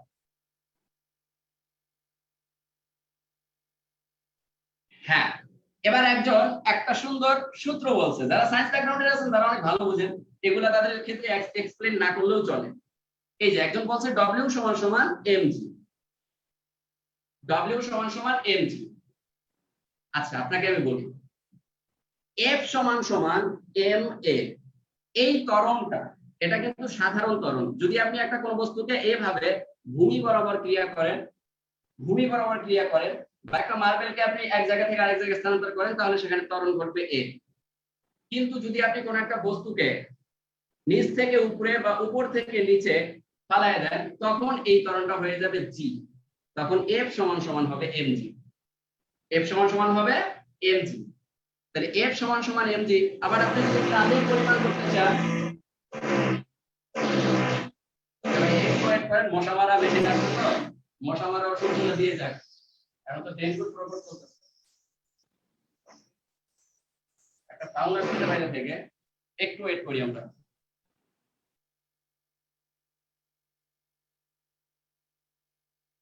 আচ্ছা, এবার ঠিক আছে, দেখেন। আচ্ছা, মজার ব্যাপার কি বললাম? F সমান mg। জিটা যখন আবার এখানে একটা কাজ আছে, জি যদি আপনার কোনো কারণে এই নিচ থেকে উপরের দিকে কাজ করে, তখন কিন্তু এখানে আপনি শুধু জি দিতে হবে না, তখন এখানে দিতে হবে মাইনাস mg। কি দিতে হবে? Minus mg। কেন মাইনাস mg? কারণ বল বিপরীত দিকে কাজ করছে। হ্যাঁ বলেন স্যার। মানে যে এটা F সমান মাইনাস mg বা F সমান mg, এটা একটু প্রথম থেকে বলেন, মানে ওই সময় আর বুঝি নাই। অভিকর্ষ বলতে এটা বুঝছি, মানে যখন F সমান একটু প্রকট মনোযোগ দিবেন, ঠিক আছে?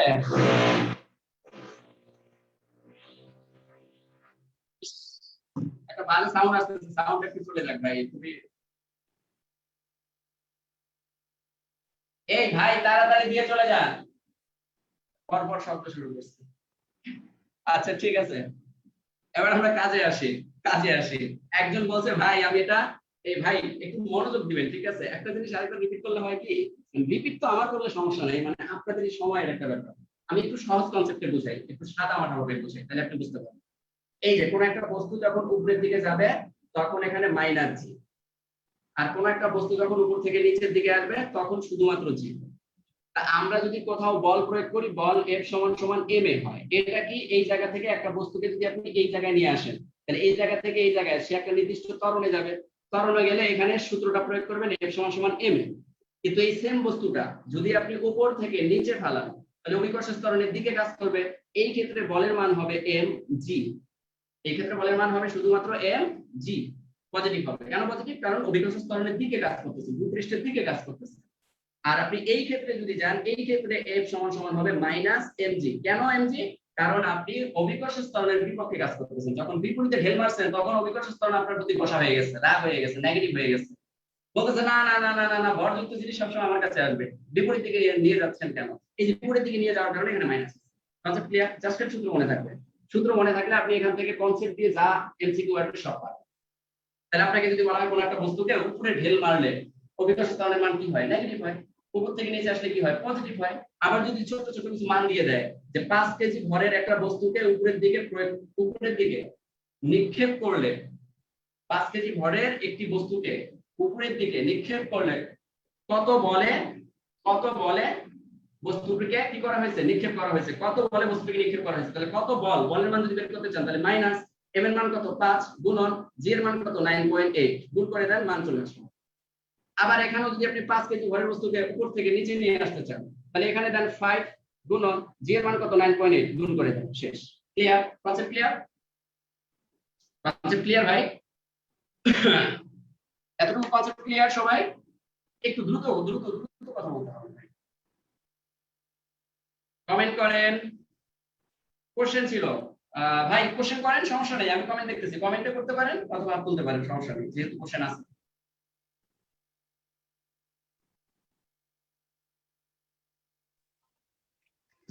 স্যার, শিমুল বলছিলাম স্যার। হ্যাঁ বলেন। স্যার, আমরা যে কোনো কিছু কিনতে গেলে, কোনো সবজি কিনতে বলে বলি যে আমরা 1 কেজি সবজি দেন, আসলে কথাটা কি সঠিক স্যার?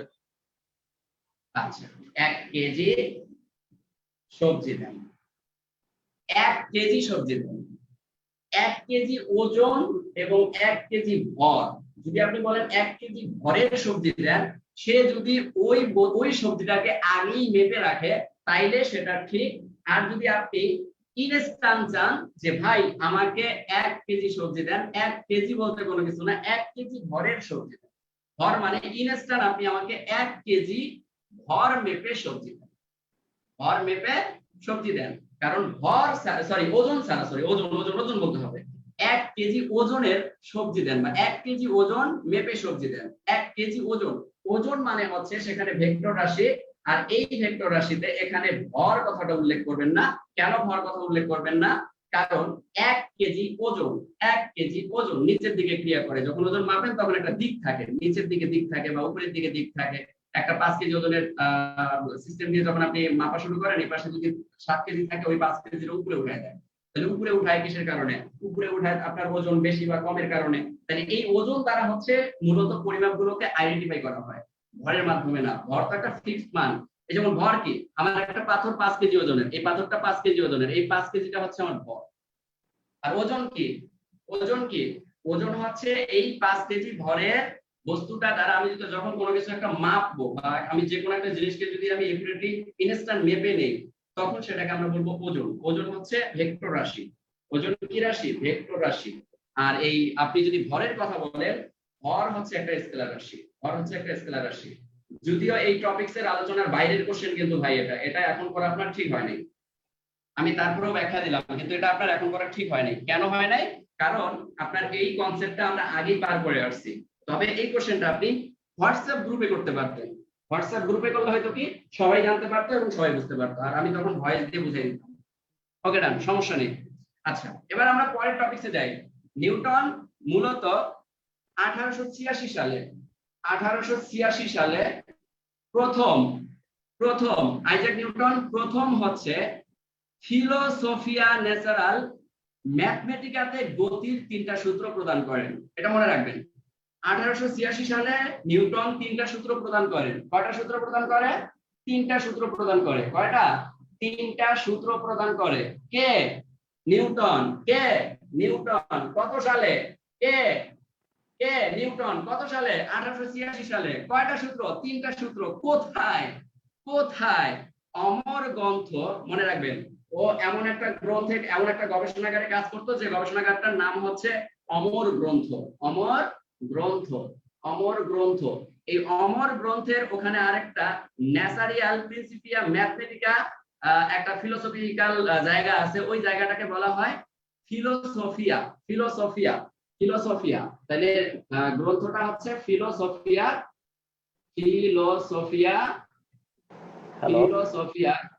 ম্যাথমেটিকা। Hello, Mathematica. কেউ কি কথা বলতেছেন?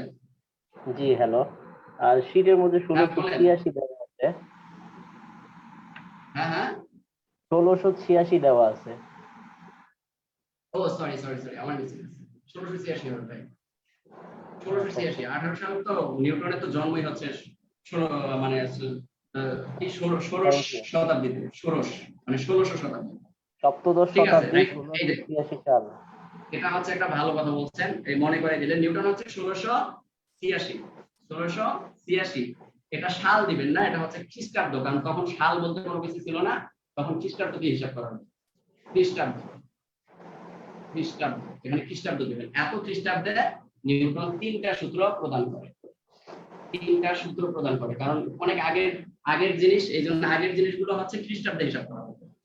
আর যেখানে সে 3টা সূত্র প্রদান করে সেটার নাম হচ্ছে একটা অমর গ্রন্থ, ফিলোসফিয়া ম্যাথমেটিকা। জাস্ট লিখে নেন, এটা মুখস্থ, এটা আর বোঝানোর কোনো কিছু নাই। একটু লিখে নেন, দ্রুত লিখে নেন। লেখা শেষ হলে আমাকে একটু বলেন, আমি যাতে সূত্রের মধ্যে চলে যাই। লেখা শেষ?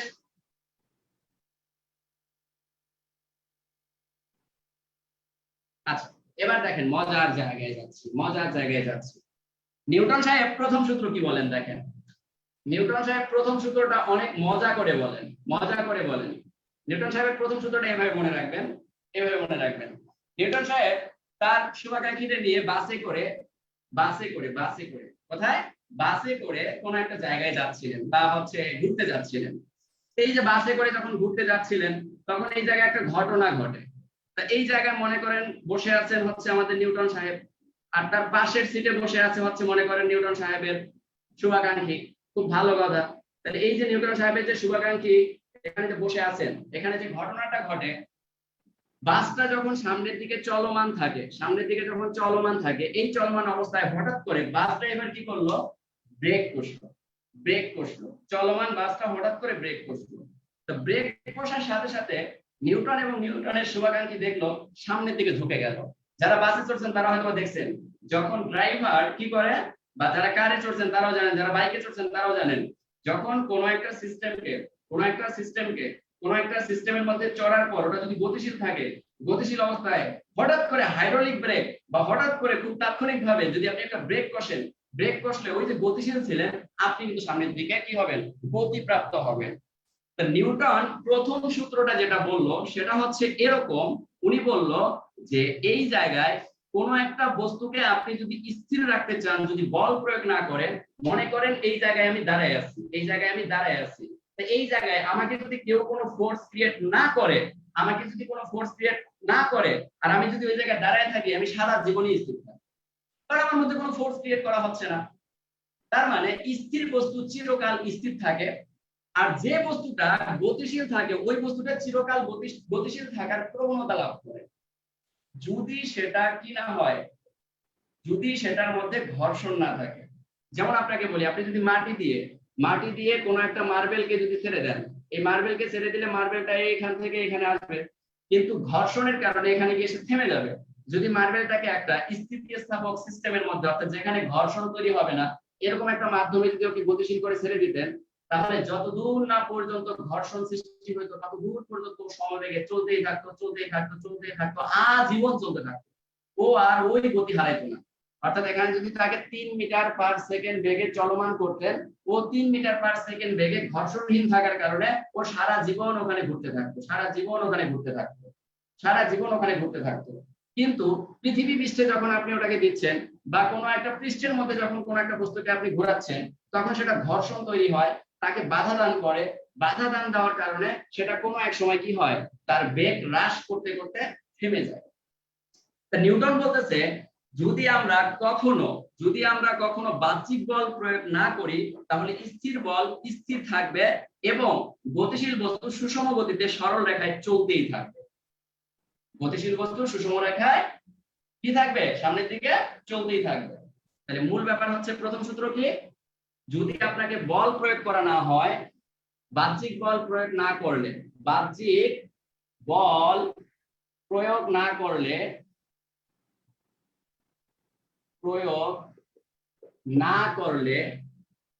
স্থির বস্তু সারা জীবন স্থির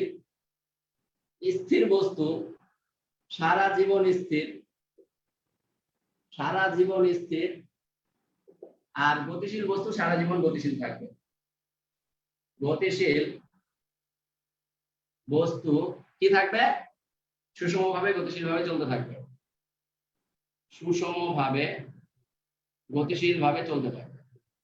এটা হচ্ছে প্রথম সূত্র। তাহলে উদাহরণ থেকে বুঝতে পারছেন, উদাহরণটাকে আপনি স্বাভাবিকভাবে জানার চেষ্টা করেন।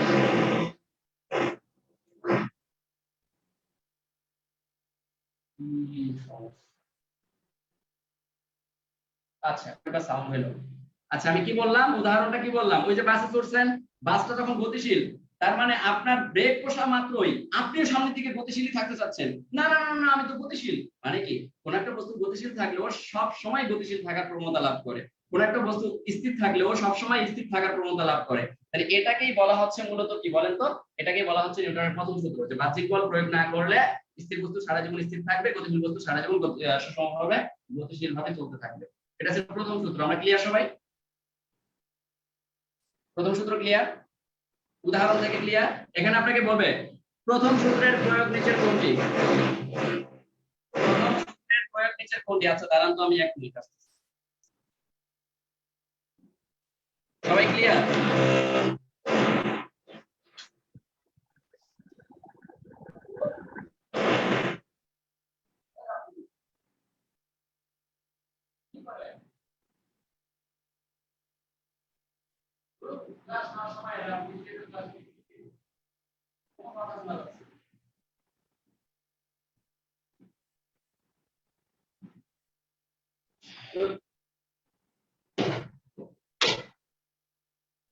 আচ্ছা, সাউন্ড বন্ধ করে দিয়ে আসলাম, এক্সট্রিমলি সরি, 1 মিনিট নষ্ট করলাম আপনাদের।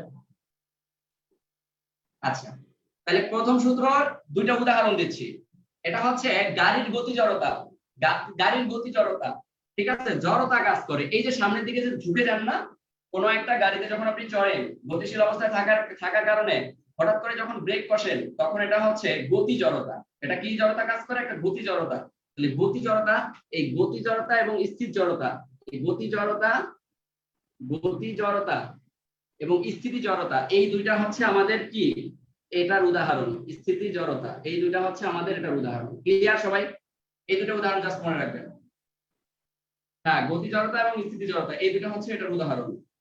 এই উদাহরণ দুটো থেকে এমসিকিউ আসে, আর এই দুটো সামনে লেখেন, ভেরি ভেরি ইম্পর্টেন্ট। এই দুটো আপনাকে বলবে যে গতি জড়তা নিউটনের কোন সূত্র মেনে চলে, গতি জড়তা নিউটনের প্রথম সূত্র মেনে চলে, স্থিতি জড়তা নিউটনের কোন সূত্র মেনে চলে, প্রথম সূত্র মেনে চলে, সহজ সূত্র। আবার এরকম ভাবে প্রশ্ন আসতে, বাহ্যিক বল প্রয়োগ না করলে কোন বস্তু সারা জীবনই স্থির থাকে, এটা কোন সূত্র মেনে চলে, নিউটনের প্রথম সূত্র। নিউটনের প্রথম সূত্র নিচের কোনটি, বাহ্যিক বল প্রয়োগ না করলে স্থির বস্তু স্থির এবং গতিশীল বস্তু স্থির, গতিশীল বস্তু সারা জীবন গতিশীল থাকে। এত সহজ জিনিসটা কে ক্লিয়ার না? আরাফাত ভাই, আপনার কি সমস্যা বলেন?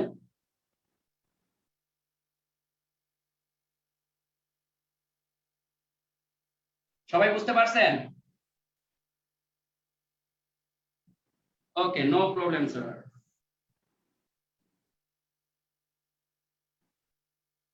আচ্ছা, আপনারা একটু কমেন্ট করেন, যারা লাইভে ক্লাস করতেছেন তারা একটু কমেন্ট করেন ভাই, কমেন্ট না করলে হবে না। ওকে ডান। আচ্ছা এবার দেখেন দ্বিতীয় সূত্রটা আরো কত সহজে মনে রাখা যায়। দেখেন দ্বিতীয় সূত্র আরো সহজ। এবার লাগে নিউটনের দ্বিতীয় সূত্র। দ্বিতীয় সূত্রটা আপনাকে আমি ম্যাজিক্যাল ভাবে মনে রাখা দেখাচ্ছি, প্রসঙ্গ দেখাচ্ছি। দ্বিতীয় সূত্র এখানে দ্বিতীয় সূত্রটা কিরকম, নিউটন এরকম করে বলতেছে যে আচ্ছা আপনি যদি আপনার একটা নির্দিষ্ট ভর মনে করেন, আপনার ওজন, আপনি এখানে আছেন, আপনার তো একটা নির্দিষ্ট ভর আছে, আপনার ভর মনে করেন 50 কেজি। এই যে 50 কেজি ভর নিয়ে আপনি সামনের দিকে যে যাচ্ছেন, এই সামনের দিকে একটা কি নিয়ে যাচ্ছেন, বেগ নিয়ে যাচ্ছেন। কি নিয়ে যাচ্ছেন? বেগ নিয়ে যাচ্ছেন। এই সামনের দিকে যে বেগ নিয়ে যাচ্ছেন, তাহলে এটা কি হইলো, এই যে আপনি একটা এম আর একটা বেগ, এই ভরকে আমরা বলি ম্যাস বা মাস, এম এ ডাবল এস, তো এটাকে আমরা বলতে পারি এম।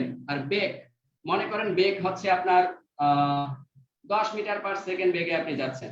তাহলে এই যে 10 মিটার পার সেকেন্ড বেগ, এই বেগটাকে আপনি বলতেছেন, ভি, বেগটাকে আপনি বলতেছেন ভি। তাহলে ভর হচ্ছে এম, বেগ হচ্ছে ভি। কিন্তু এখন মজার ব্যাপার হচ্ছে দ্বিতীয় সূত্র বা নিউটন বলতেছে যে আপনি যখন 10 মিটার পার সেকেন্ড বেগে আপনার ভরটা নিয়ে সামনের দিকে যে যাচ্ছেন, এই যাওয়ার পেছনে আপনার কে কাজ করে? উনি বলল যে আপনার বল কাজ করে। কে কাজ করে? বল। অর্থাৎ আপনার এফ এবং এম জি এরা একজন আরেকজনের সমানুপাতিক হবে। বুঝতে পারছেন? সরি, এম ভি এরা একজন আরেকজনের কি হবে? সমানুপাতিক হবে। মানে ব্যাপারটা হচ্ছে এরকম, ভর ও বেগের গুণফল, কোন একটা বস্তুর ভর ও বেগের গুণফল তার বলের সমানুপাতিক। অথবা বল বাড়লে তার ভর বাড়তে হবে, তার বেগ বাড়তে হবে। অথবা তার ভর, মনে করেন আপনার ভর অনেক বেশি, আপনার বেগও বেশি, তাহলে ভর এবং বেগ যদি আপনার বেশি হয়, তাহলে আপনার বলও কি হবে? বেশি হবে। তার মানে আপনার প্রতি বেশি বল প্রয়োগ করা হয়েছে। বা আপনি কোন একটা বস্তুকে মনে করেন ঢিল মারতে যাচ্ছেন, এই যে ঢিল মারতেছেন 5 কেজি বা মনে করেন 50 গ্রাম ওজনের একটা বস্তুকে আপনি কি করতেছেন? ঢিল মারতে চাচ্ছেন। এটা যদি আপনি এভাবে ঢিল মারেন, তাহলে ঢিল মারার সময় এই বস্তুটা একটা নির্দিষ্ট বেগ নিয়ে যাবে।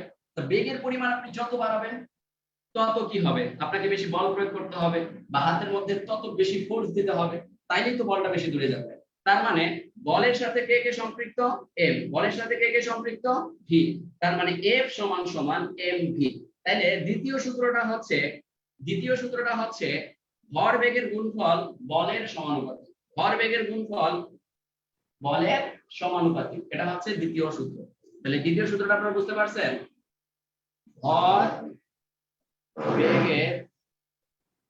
ভর বেগের গুণফল বলের সমানুপাতিক, ক্রিয়াশীল বলের সমানুপাতিক। ক্রিয়াশীল বলের সমানুপাতিক মানে ক্রিয়াশীল বলের সমানুপাতিক কেন? কারণ আপনি যত বল ক্রিয়া করবেন ততই তার ভরবেগ হবে। কম বল প্রয়োগ করলে কম ভরবেগ পাবেন। কম ভরবেগ দিয়ে কোন একটা বস্তুকে আপনি ক্রিয়া করতে চাইলে কম বল ক্রিয়েট করতে হবে, কম বেশি বেশি, যার কারণে এখানে সমানুপাতিক সম্পর্ক। ক্লিয়ার সবাই? কনসেপ্ট ক্লিয়ার সবার কনসেপ্ট ক্লিয়ার? এতটুকু ক্লিয়ার? একটু আমাকে এনশিওর করেন যে দ্বিতীয় সূত্র আমরা ক্লিয়ার কিনা।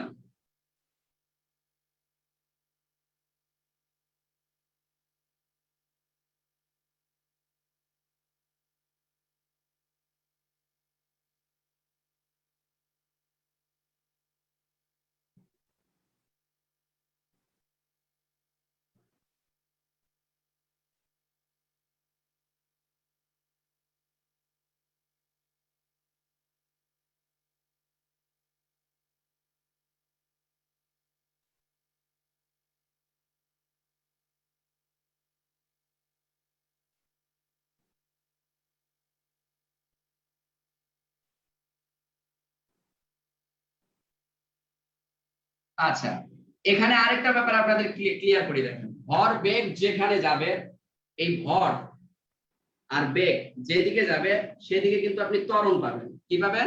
ত্বরণ পাবেন। এটা আবার মনে রাখবেন, কারণ যেদিকে আপনার বেগ থাকবে সেদিকে ত্বরণ থাকবে। যার কারণে কিছু কিছু ক্ষেত্রে আপনার কিন্তু কিছু ক্ষেত্রে বলতে ম্যাক্সিমাম সময় আপনি মনে রাখবেন যে দ্বিতীয় সূত্রের ক্ষেত্রে ক্রিয়াশীল বল উহার ভর ও ত্বরণের মধ্যেও কিন্তু সম্পর্ক নির্ধারণ করে। মূলত তার মূল নির্ধারণকৃত সূত্রটা হচ্ছে এরকম যে আপনি যদি বল প্রয়োগ করতে চান, এই বল প্রয়োগ করতে গেলে ওই যে ভরবেগের পরিবর্তনটা হয় মূলত ত্বরণের কারণে। কার কারণে? ত্বরণের কারণে। এই জন্য ভরবেগের পরিবর্তনটা ত্বরণের কারণে হওয়ার কারণে বা বেগের কারণে ত্বরণটা তৈরি হওয়ার কারণে এই জায়গায় যে ঘটনাটা হয় সেটা হয় ভর ঠিক থাকে কিন্তু ত্বরণ এসে যুক্ত হয়, অর্থাৎ F সমান ma, F সমান ma। আর a কে ভাঙলে আবার কি পাওয়া যায় সেটা এখন আপনাকে বুঝাই দেই। এই যে v দিছিলাম কেন এটা আপনাকে বুঝাই দেই। m a সমান লেখা যায় v - q ভাগ কত t, a সমান লেখা যায় v - q ভাগ t। কিন্তু এত সূত্র দেখার দরকার নাই, আদিবেগ শূন্য হয়ে যায়। আলটিমেটলি এখানে একটা ফরম্যাট পাওয়া যায়, যে ফরম্যাটটাকে ভাঙলে এরকম পাওয়া যায় যে f এর মান বা বলের মান, আবার এই বলকে ভাঙলে কি পাওয়া যায়, পাশে ma পাওয়া যায়, উভয় পাশ থেকে mm কাটা যায়, এর একটা ফরম্যাট পাওয়া যায়। এখান থেকে অনেকগুলো ফরম্যাট তৈরি হয়, এখান থেকে 4টা ফরম্যাট তৈরি হয়, কিন্তু এই 4টা ফরম্যাট আপনাদের দরকার নাই। আপনারা জাস্ট মনে রাখবেন f সমান ma। কিন্তু এখানে যে v বলছিলাম, এই v থাকার পিছনে রিজন ছিল একটা। এই f সমান m এটা হচ্ছে মূল সূত্র, মনে রাখবেন। কোন একটা বস্তুর ত্বরণ যদি সামনের দিকে ঘটে, এই ত্বরণ ঘটা মানে তার বেগের পরিবর্তন সময়ের সাথে হওয়া। বুঝতে পারছেন? বেগের পরিবর্তন সময়ের সাথে হওয়া। আমরা ত্বরণের সূত্রে কি করছিলাম? সময়ের সাথে বেগের পরিবর্তনের হারকে ত্বরণ বলে, সময়ের সাথে বেগের পরিবর্তনের হারকে ত্বরণ বলে, সময়ের সাথে বেগের পরিবর্তনের হারকে ত্বরণ বলে। তাহলে m * v - u ভাগ t। কিন্তু এই জায়গায় আপনি কনভার্সন করলে উভয় পাশ থেকে mm বাদ যাবে, অনেক কিছু কাটাকাটি করা যায়। এই কাটাকাটি শেষে আপনি আলটিমেটলি এখান থেকে একটা ফরম্যাট পান। তত ফরম্যাট আপনার যাওয়া লাগবে না, আপনি জাস্ট মনে রাখেন f সমান m, f সমান ma। হ্যালো, বলেন ভাই। জি, আমার মনে হয় যে এই প্রত্যেকটা এই যে আপনি সূত্রটা দিচ্ছেন ক্লিয়ারলি, কনসেপ্টটা ক্লিয়ার। যদি একটা ছোট্ট ম্যাথ করাতেন তাহলে মনে হয় ভালো হতো। ম্যাথ আসে না যদিও, দেখেন আপনাদের আমি করে দিচ্ছি একটা ম্যাথ আছে, ঠিক আছে? দেখেন, আপনাকে বললো কোন একটা 5 কেজি ভরের বস্তু, 5 কেজি ভরের একটা বস্তু, এই 5 কেজি ভরের যে বস্তু, এই বস্তুটাকে আপনি হচ্ছে মনে করেন 5 মিটার পার সেকেন্ড স্কয়ার ত্বরণে, 5 মিটার পার সেকেন্ড স্কয়ার ত্বরণে সামনের দিকে কি করলেন? প্রবহমান করলেন। তাহলে এই 5 কেজি ভরের বস্তুটা 5 মিটার পার সেকেন্ড স্কয়ার ত্বরণ প্রাপ্ত হলে এর মধ্যে যদি আপনি বল বের করতে চান, তাহলে গুণ করে দিলেই তো হয়ে গেল। 5 5 কত? 25। আর বলের একক কি? নিউটন। বাস শেষ। KG metre per second square কে বলা হয় নিউটন, অথবা ডাইরেক্ট আপনি বলতে পারেন বলের একক নিউটন। কিন্তু আপনাকে যদি বলা হয় বলের আরেকটা একক আছে, ডাইন, একটা হাস্যই ন, ডাইন। ক্লিয়ার? আচ্ছা, ওকে। এবার তৃতীয় সূত্রে যাই আমরা। হ্যাঁ, তৃতীয় সূত্রটা আমার কাছে সবচেয়ে বেশি মজা লাগে। মজা লাগার পিছনে রিজন আছে। এই রিজনটা আপনাদেরকে বলে দিচ্ছি। দেখেন, তৃতীয় সূত্র বলা হয় প্রত্যেক ক্রিয়ার সমানুপাতিক প্রতিক্রিয়া আছে। আচ্ছা, কথার কথা আপনাকে আমি বললাম, হ্যাঁ, প্রত্যেক ক্রিয়ার সমানুপাতিক প্রতিক্রিয়া আছে। একজন বলছে, মজার ব্যাপার দেখেন, আপনাকে এই যে আস্তে আস্তে কিন্তু পার্টিসিপেন্ট কমে যাচ্ছে, অলরেডি ধৈর্য হারা হয়ে গেছে কিছু পাবলিক। যারা ধৈর্য হারা হয়েছে তাদের জন্য আসলে বিসিএস না। বিসিএস মানে আপনার প্রচুর ধৈর্য থাকতে হবে। যারা ধৈর্যহীন এরা সফল না, আগে বলে দিচ্ছি। ধৈর্য হারাইলে আপনি শেষ। ধৈর্য হারা হওয়া মানে আপনার কাছে বিসিএস কখনোই হাতছানি দিবে। বিসিএস আপনার কাছে না, বিসিএস কার কাছে? যে পরিশ্রম করতেছে, যার ধৈর্য আছে, যে সব জিনিস অনেক বুঝে বুঝে ভালো করে পড়তেছে, সেই দিন শেষে গিয়ে সব কমন পাবে। ঠিক আছে? সবাই তো আর বিসিএস হওয়ার জন্য করতেছে না। কেউ কেউ আছে যে অন্যান্য জব করার জন্য বা অন্যান্য জবের পরীক্ষা দিবে, এই জন্য হয়তো বা ইয়া করতেছে। যাকে করা নেই। মজার ব্যাপারটা দেখেন, তৃতীয় সূত্র হচ্ছে এরকম, আপনি যদি কাউকে একটা থাপ্পড় মারেন, ভাব করে একটা থাপ্পড় মারলেন গালের মধ্যে। এই যে থাপ্পড় যখন মারবেন, এই থাপ্পড় মারার কারণে যে ঘটনাটা ঘটে সেটা হচ্ছে এরকম, যে থাপ্পড় মারলেন গালের মধ্যে, গাল থেকে কিন্তু আপনার হাতের মধ্যে একটা প্রতিক্রিয়া আসবে। যেমন আপনাকে আমি একটা ছোট্ট উদাহরণ দিই। একটা পাথরের মধ্যে আপনি হঠাৎ করে জোরে একটা মার, বা দেওয়ালের মধ্যে আপনি যখন ঘুষি মারবেন, দেওয়াল তো নড়বে না, উল্টো আপনার হাত কিন্তু থেতলে যাবে। হাত কিভাবে থেতলে যাবে? এই যে হাত থেতলাইলো কে? প্রতিক্রিয়া বল। কোথা থেকে আসছে প্রতিক্রিয়া বল? দেওয়াল থেকে আসছে।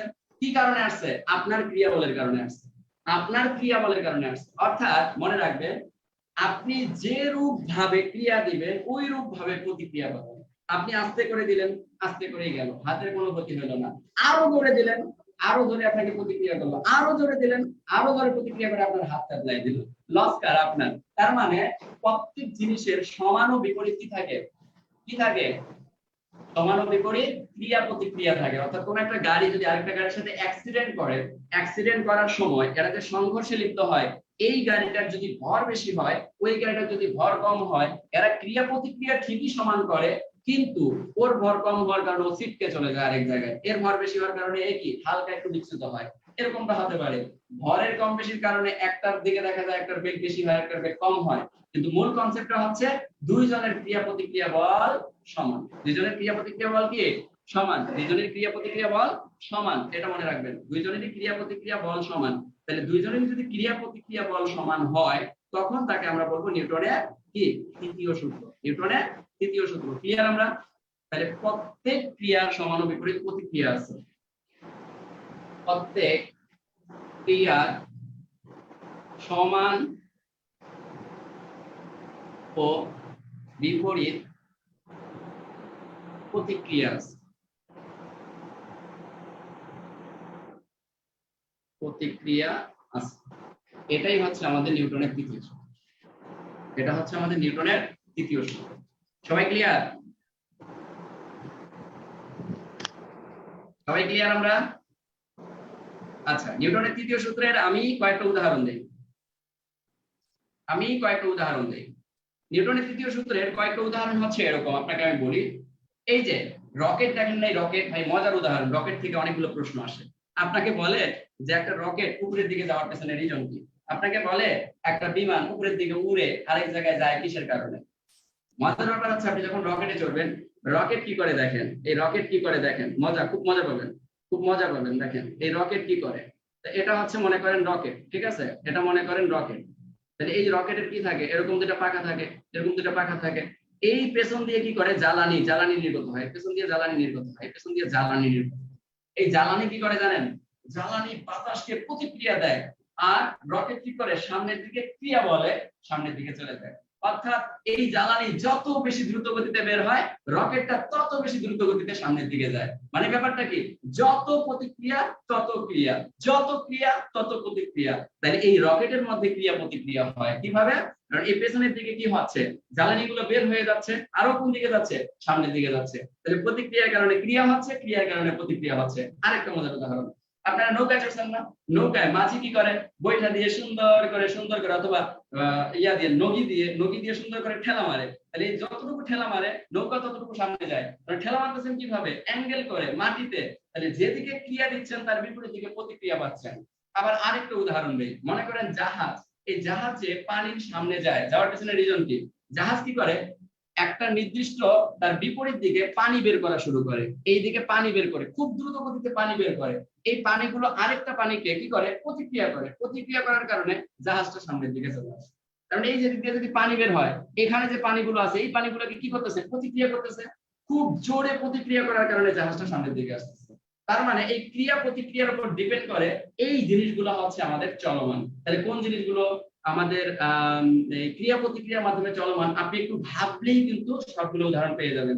এখন আপনার উদাহরণ দিতে পারে যে একটা রকেট সামনের দিকে যে চলতেছে, এই চলার কারণে এখানে নিউটনের কোন সূত্র ব্যবহার করা হয়? তৃতীয় সূত্র।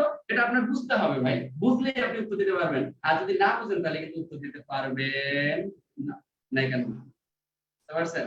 এই দেখেন অনেকে ধৈর্য হারা হয়ে নাই চলে গেছে। লাইভে আছে 21 জন আর আমাদের ইয়েতে আছে হচ্ছে 40 জন। আচ্ছা, দেখছেন কি অবস্থা? হ্যাঁ, ধৈর্য হারা মানে কি রকম ধৈর্য হারা হয় মানুষ। আচ্ছা, ওকে ডান। আমরা বুঝতে পারছি, উদাহরণগুলো বুঝতে পারছি, উদাহরণগুলো মনে থাকবে। হ্যাঁ, বাস্তব ভিত্তিক উদাহরণ, এগুলো মনে রাখতে হবে। এই নৌকার বৈঠা থেকে চাপ সৃষ্টি করে সামনের দিকে যাওয়া, তারপরে জাহাজ সামনের দিকে যাওয়া, তারপরে হচ্ছে রকেট সামনের দিকে যাওয়া। হ্যাঁ, তারপরে আরেকটা কনসেপ্ট হচ্ছে আপনাকে যদি আবার বলে যে বিমান যে উড়ে বা বিমান যে এক জায়গা থেকে আরেক জায়গায় যায়, এটা কিসের কারণে? এটা হচ্ছে বাতাসকে কাজে লাগিয়ে। কারণ উপরের পাখা থাকে, পাখা যে ফ্যান যেমন ঘুরে না, ঘুরলে কি দেয়? বাতাস দেয়। বাতাসকে প্রতিক্রিয়া করে কি করে? উপরের দিকে ওঠায়। একটা দেখবেন ঘুড়ি, এই যে ঘুড়িটা যে উপরের দিকে উড়ে, কিসের কারণে উড়ে? ঘুড়িটা আমাদের এইভাবে যে আমরা ধরার পর ঘুড়িটা অনেক উপরে উড়ে, উড়ার পেছনে রিজন কি? বাতাস ঘুড়িটাকে প্রতিক্রিয়া দিচ্ছে। প্রতিক্রিয়া দেওয়ার কারণে ওখানে যে পলিথিন থাকে, ওই পলিথিনটাকে প্রতিক্রিয়া হওয়ার কারণে ঘুড়িটা একটা নির্দিষ্ট তার ভারসাম্য রক্ষা করে উপরের দিকে উঠতেছে। উপরের দিকে উঠতেছে, তাহলে এটা কিসের কারণে? বাতাসের কারণে। এগুলা কিন্তু আবার ক্রিয়া প্রতিক্রিয়ার কারণে না। ক্লিয়ার আমরা সবাই? কনসেপ্ট ক্লিয়ার আমাদের? পুরো কনসেপ্ট ক্লিয়ার? বলেন, কমেন্ট করতে হবে, প্রচুর কমেন্ট করতে হবে। ক্লিয়ার ভাই? কমেন্ট করেন, আপনাদের কমেন্ট দেখতেছি তো। এই যে মোবাইল হাতে আমার, ওখানেও দেখতেছি, এখানেও দেখতেছি।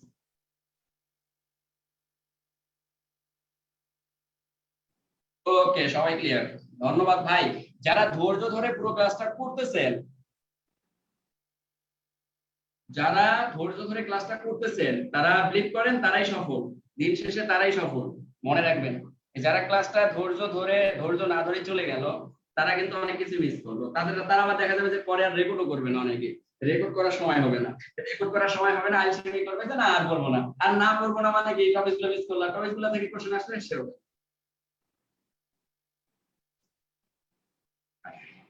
একজন বলছে দ্বিতীয় সূত্রের তো একটা উদাহরণ আপনাদের আমি করাই দিলাম, একটা ম্যাথও করাই দিচ্ছি। ম্যাথ করাইলাম না, যেখানে একটা বস্তু 5 কেজি ওজনের, এই 5 কেজি ওজনের বস্তুটাকে যদি আপনি কি করেন 5 মিটার পার সেকেন্ড স্কয়ার বেগে ত্বরণ ঘটান, এত যদি ত্বরণ হয় তাহলে এর বল কত? বল হচ্ছে F সমান কি m a এই m এর মান বসান, এর মান বসান 5 5 25, অর্থাৎ 25 নিউটন। 25 নিউটন বল প্রয়োগ করলে একটা বস্তু 5 কেজি ভরের বস্তু একটা 5 মিটার পার সেকেন্ড বেগে সামনের দিকে যাবে। 5 মিটার পার সেকেন্ড স্কয়ার ত্বরণের সামনের দিকে। ওকে, এটা নিউটন ক্লিয়ার? এই নিউটনের কনসেপ্ট ভাই এগুলোই ছিল, এর থেকে বাইরে আর কোনো কনসেপ্ট নাই। এই কনসেপ্টগুলো যদি আপনাদের জানা থাকে আলহামদুলিল্লাহ। এবার আপনাদের আমি কিছু কাজ দেই, বাড়ির কাজগুলো হচ্ছে যারা শীটের পিডিএফ করছেন তাদের ক্ষেত্রে আমি বলি। ভৌত বিজ্ঞানের উন্নয়ন নামে একটা অংশ আছে, এই অংশটার মধ্যে বিজ্ঞানীদের নাম সাল দেওয়া আছে। ভৌত বিজ্ঞানের উন্নয়ন, এই ভৌত বিজ্ঞানের উন্নয়নে বিজ্ঞানীর নাম মুখস্থ করানোরও কোনো কিছু নাই, সাল মুখস্থ করানোরও কোনো কিছু নাই। আপনাদের বাসায় পড়তে হবে, তার মধ্যে ইম্পর্টেন্ট কোনটা আমি বলে দিচ্ছি। আর্কিমিডিস খুবই ইম্পর্টেন্ট, এটা আপনাকে পড়তেই হবে। আর্কিমিডিসের জীবনী পড়তে হবে, আর্কিমিডিসের সাল কি আবিষ্কার করছে এটা পড়তেই হবে, ঠিক আছে? তাহলে আর্কিমিডিস অবশ্যই পড়বেন, আর্কিমিডিসকে পড়তে হবে, খুবই ইম্পর্টেন্ট। আপনি যদি অন্যান্য বই ফলো করেন তাহলে দেখবেন যে মিনিমাম 100 বিজ্ঞানীর নাম দিয়ে রাখছে। 100 বিজ্ঞানীর সাল তাল এগুলো মনে রাখা সম্ভব? অসম্ভব একটা ব্যাপার। এই এত পড়াশোনা না, আমি ইম্পর্টেন্ট গুলো আমার সেটাও দেওয়া আছে। গ্যালিলিওটা পড়বেন, গ্যালিলিও অনেক ভূমিকা রাখছে আমাদের বিজ্ঞানে, সো এ আসার সম্ভাবনা সবচেয়ে, গ্যালিলিওটা সবচেয়ে বেশি আসে, এখানে ভিভিআই দিয়ে দিলাম, যেটা বেশি আসে ওটা আমি দিয়ে দিচ্ছি।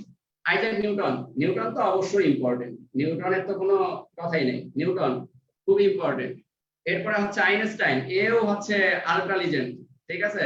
আইনস্টাইন হচ্ছে, আমরা আধুনিক পদার্থবিজ্ঞান যখন করবো তখন আইনস্টাইনের কিছু চমক মজা দেখাবো আপনাদের, যে ও আসলে তত্ত্বগুলো কিভাবে তৈরি করলো। এই যে একটা মার্কার, এই মার্কারটা আপনি যখন ঢিল দিবেন ছোট দেখা যায়, এটাই হচ্ছে আপেক্ষিক। কিসের আপেক্ষিক? দৈর্ঘ্যের আপেক্ষিক।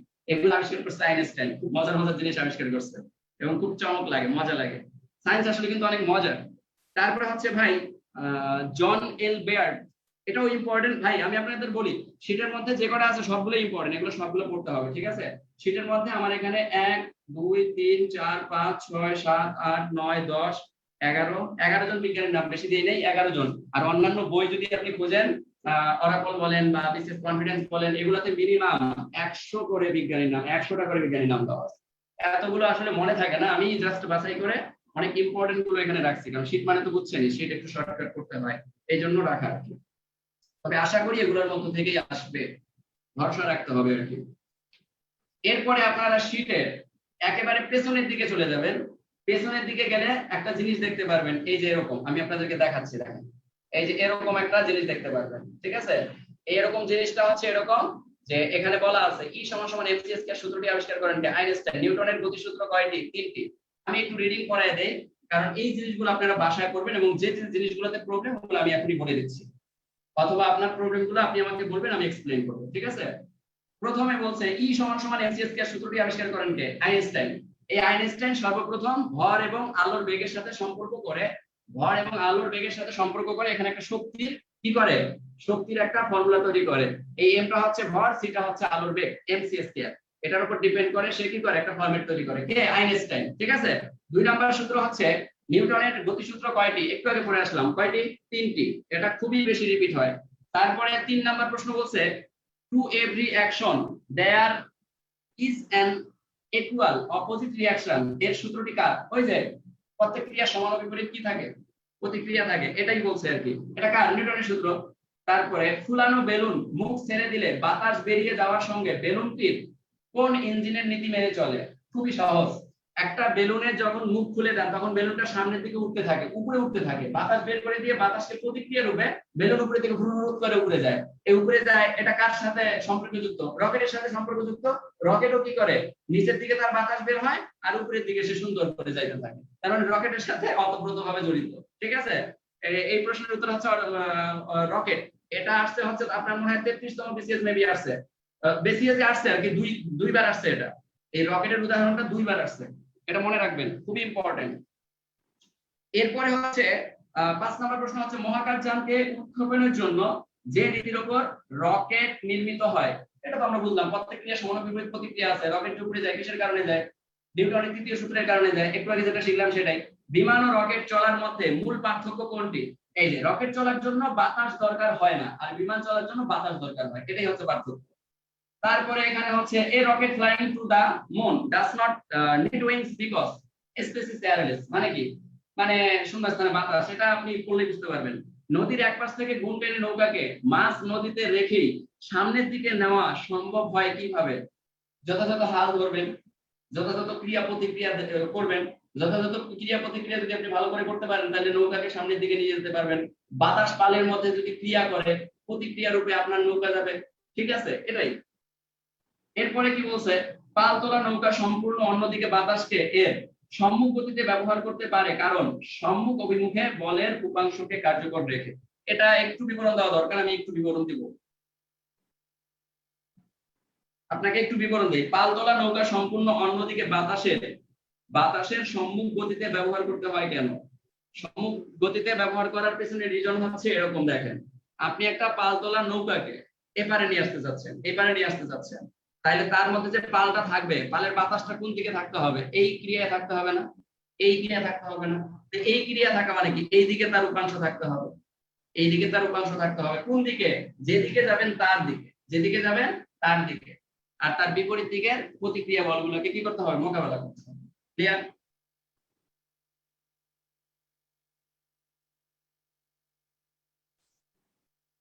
আচ্ছা, এরপরে আরো অনেকগুলো দেওয়া আছে। বাঁকা পথে অতি দ্রুত গতিশীল গাড়ি উল্টে যায় কেন?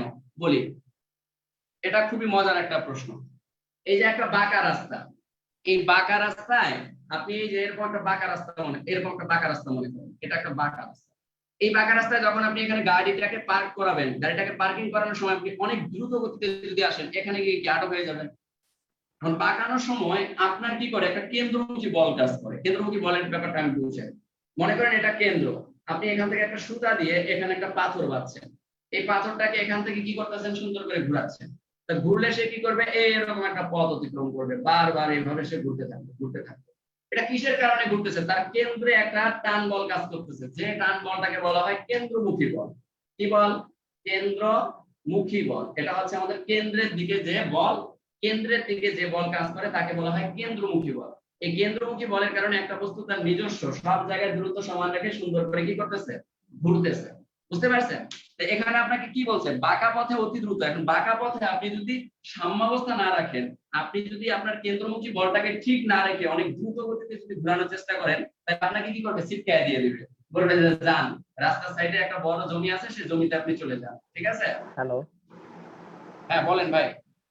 জি, যদি গ্লাসে পানি ভর্তি করে আমি যদি সেম একই ক্রিয়ায় ঘুরাতে থাকি তাহলে তো কেন্দ্রমুখী বলের কারণে পানির যে কোনো পরিবর্তন হবে না হ্যাঁ, বা পানি পড়বে না। সেম একই উদাহরণ। একই উদাহরণ। এই তো মজার একটা উদাহরণ দিয়েছেন, এটা পরীক্ষা আসতে পারে আপনার।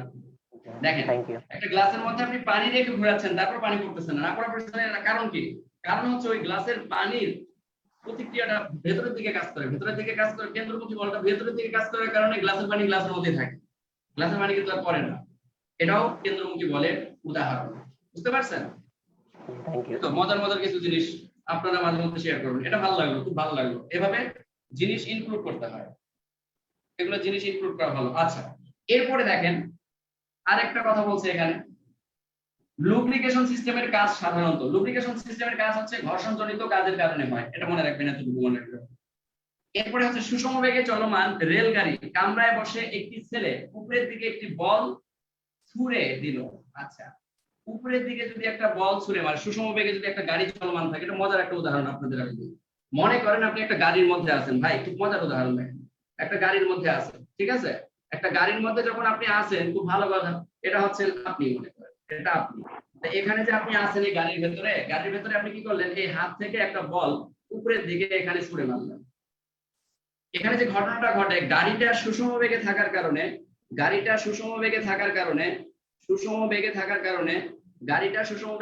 কারণে এই বলটা যখন আপনি উপরের দিকে দিচ্ছেন, আপনার গাড়ি কিন্তু সামনের দিকে যাচ্ছে। এর মানে কি, বলটা কি পেছনে এসে পড়বে? মানে আপনার ধারণা হতে পারে এরকম যে আমি তো গাড়ির ভেতরে বলটা কি করলাম, উপরের দিকে দিলাম।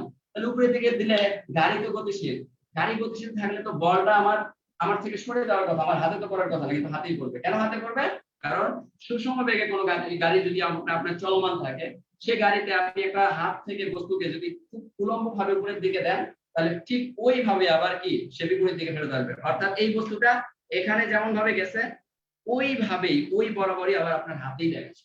যদি আপনি হাত না সরান, যেখান থেকে আপনি উপরে উঠাবেন ওখানে হাত রাখবেন, দেখবেন আপনার হাতের উপরে পড়ে গেছে। বুঝতে পারছেন? এটাই আপনাকে বলছে এই জায়গায়, যে আপনাকে বলছে সুষম বেগে চলমান রেলগাড়ির কামরায় বসে একটি ছেলে উপরের দিকে একটি বল ছুড়ে দিল। বলটি কোথায় পড়বে? ছেলেটির হাতেই পড়বে। যদি এখানে বলতো যে বাঁকা ভাবে ছুড়ে দিলে বলটি কিভাবে পড়বে, তাহলে বাঁকা ভাবে পড়বে, তার হাতে পড়বে না। Simple logic. বাঁকা ভাবে পড়বে, তার হাতে পড়বে না। এবার মজার ব্যাপারে যাই, আরেকটা উদাহরণ বলছে, পৃথিবী ও তার নিকটস্থ বস্তুর মধ্যে যে টান কাজ করে তাকে কি বলা হয়? খুব মজার উদাহরণ দিচ্ছি, দেখেন।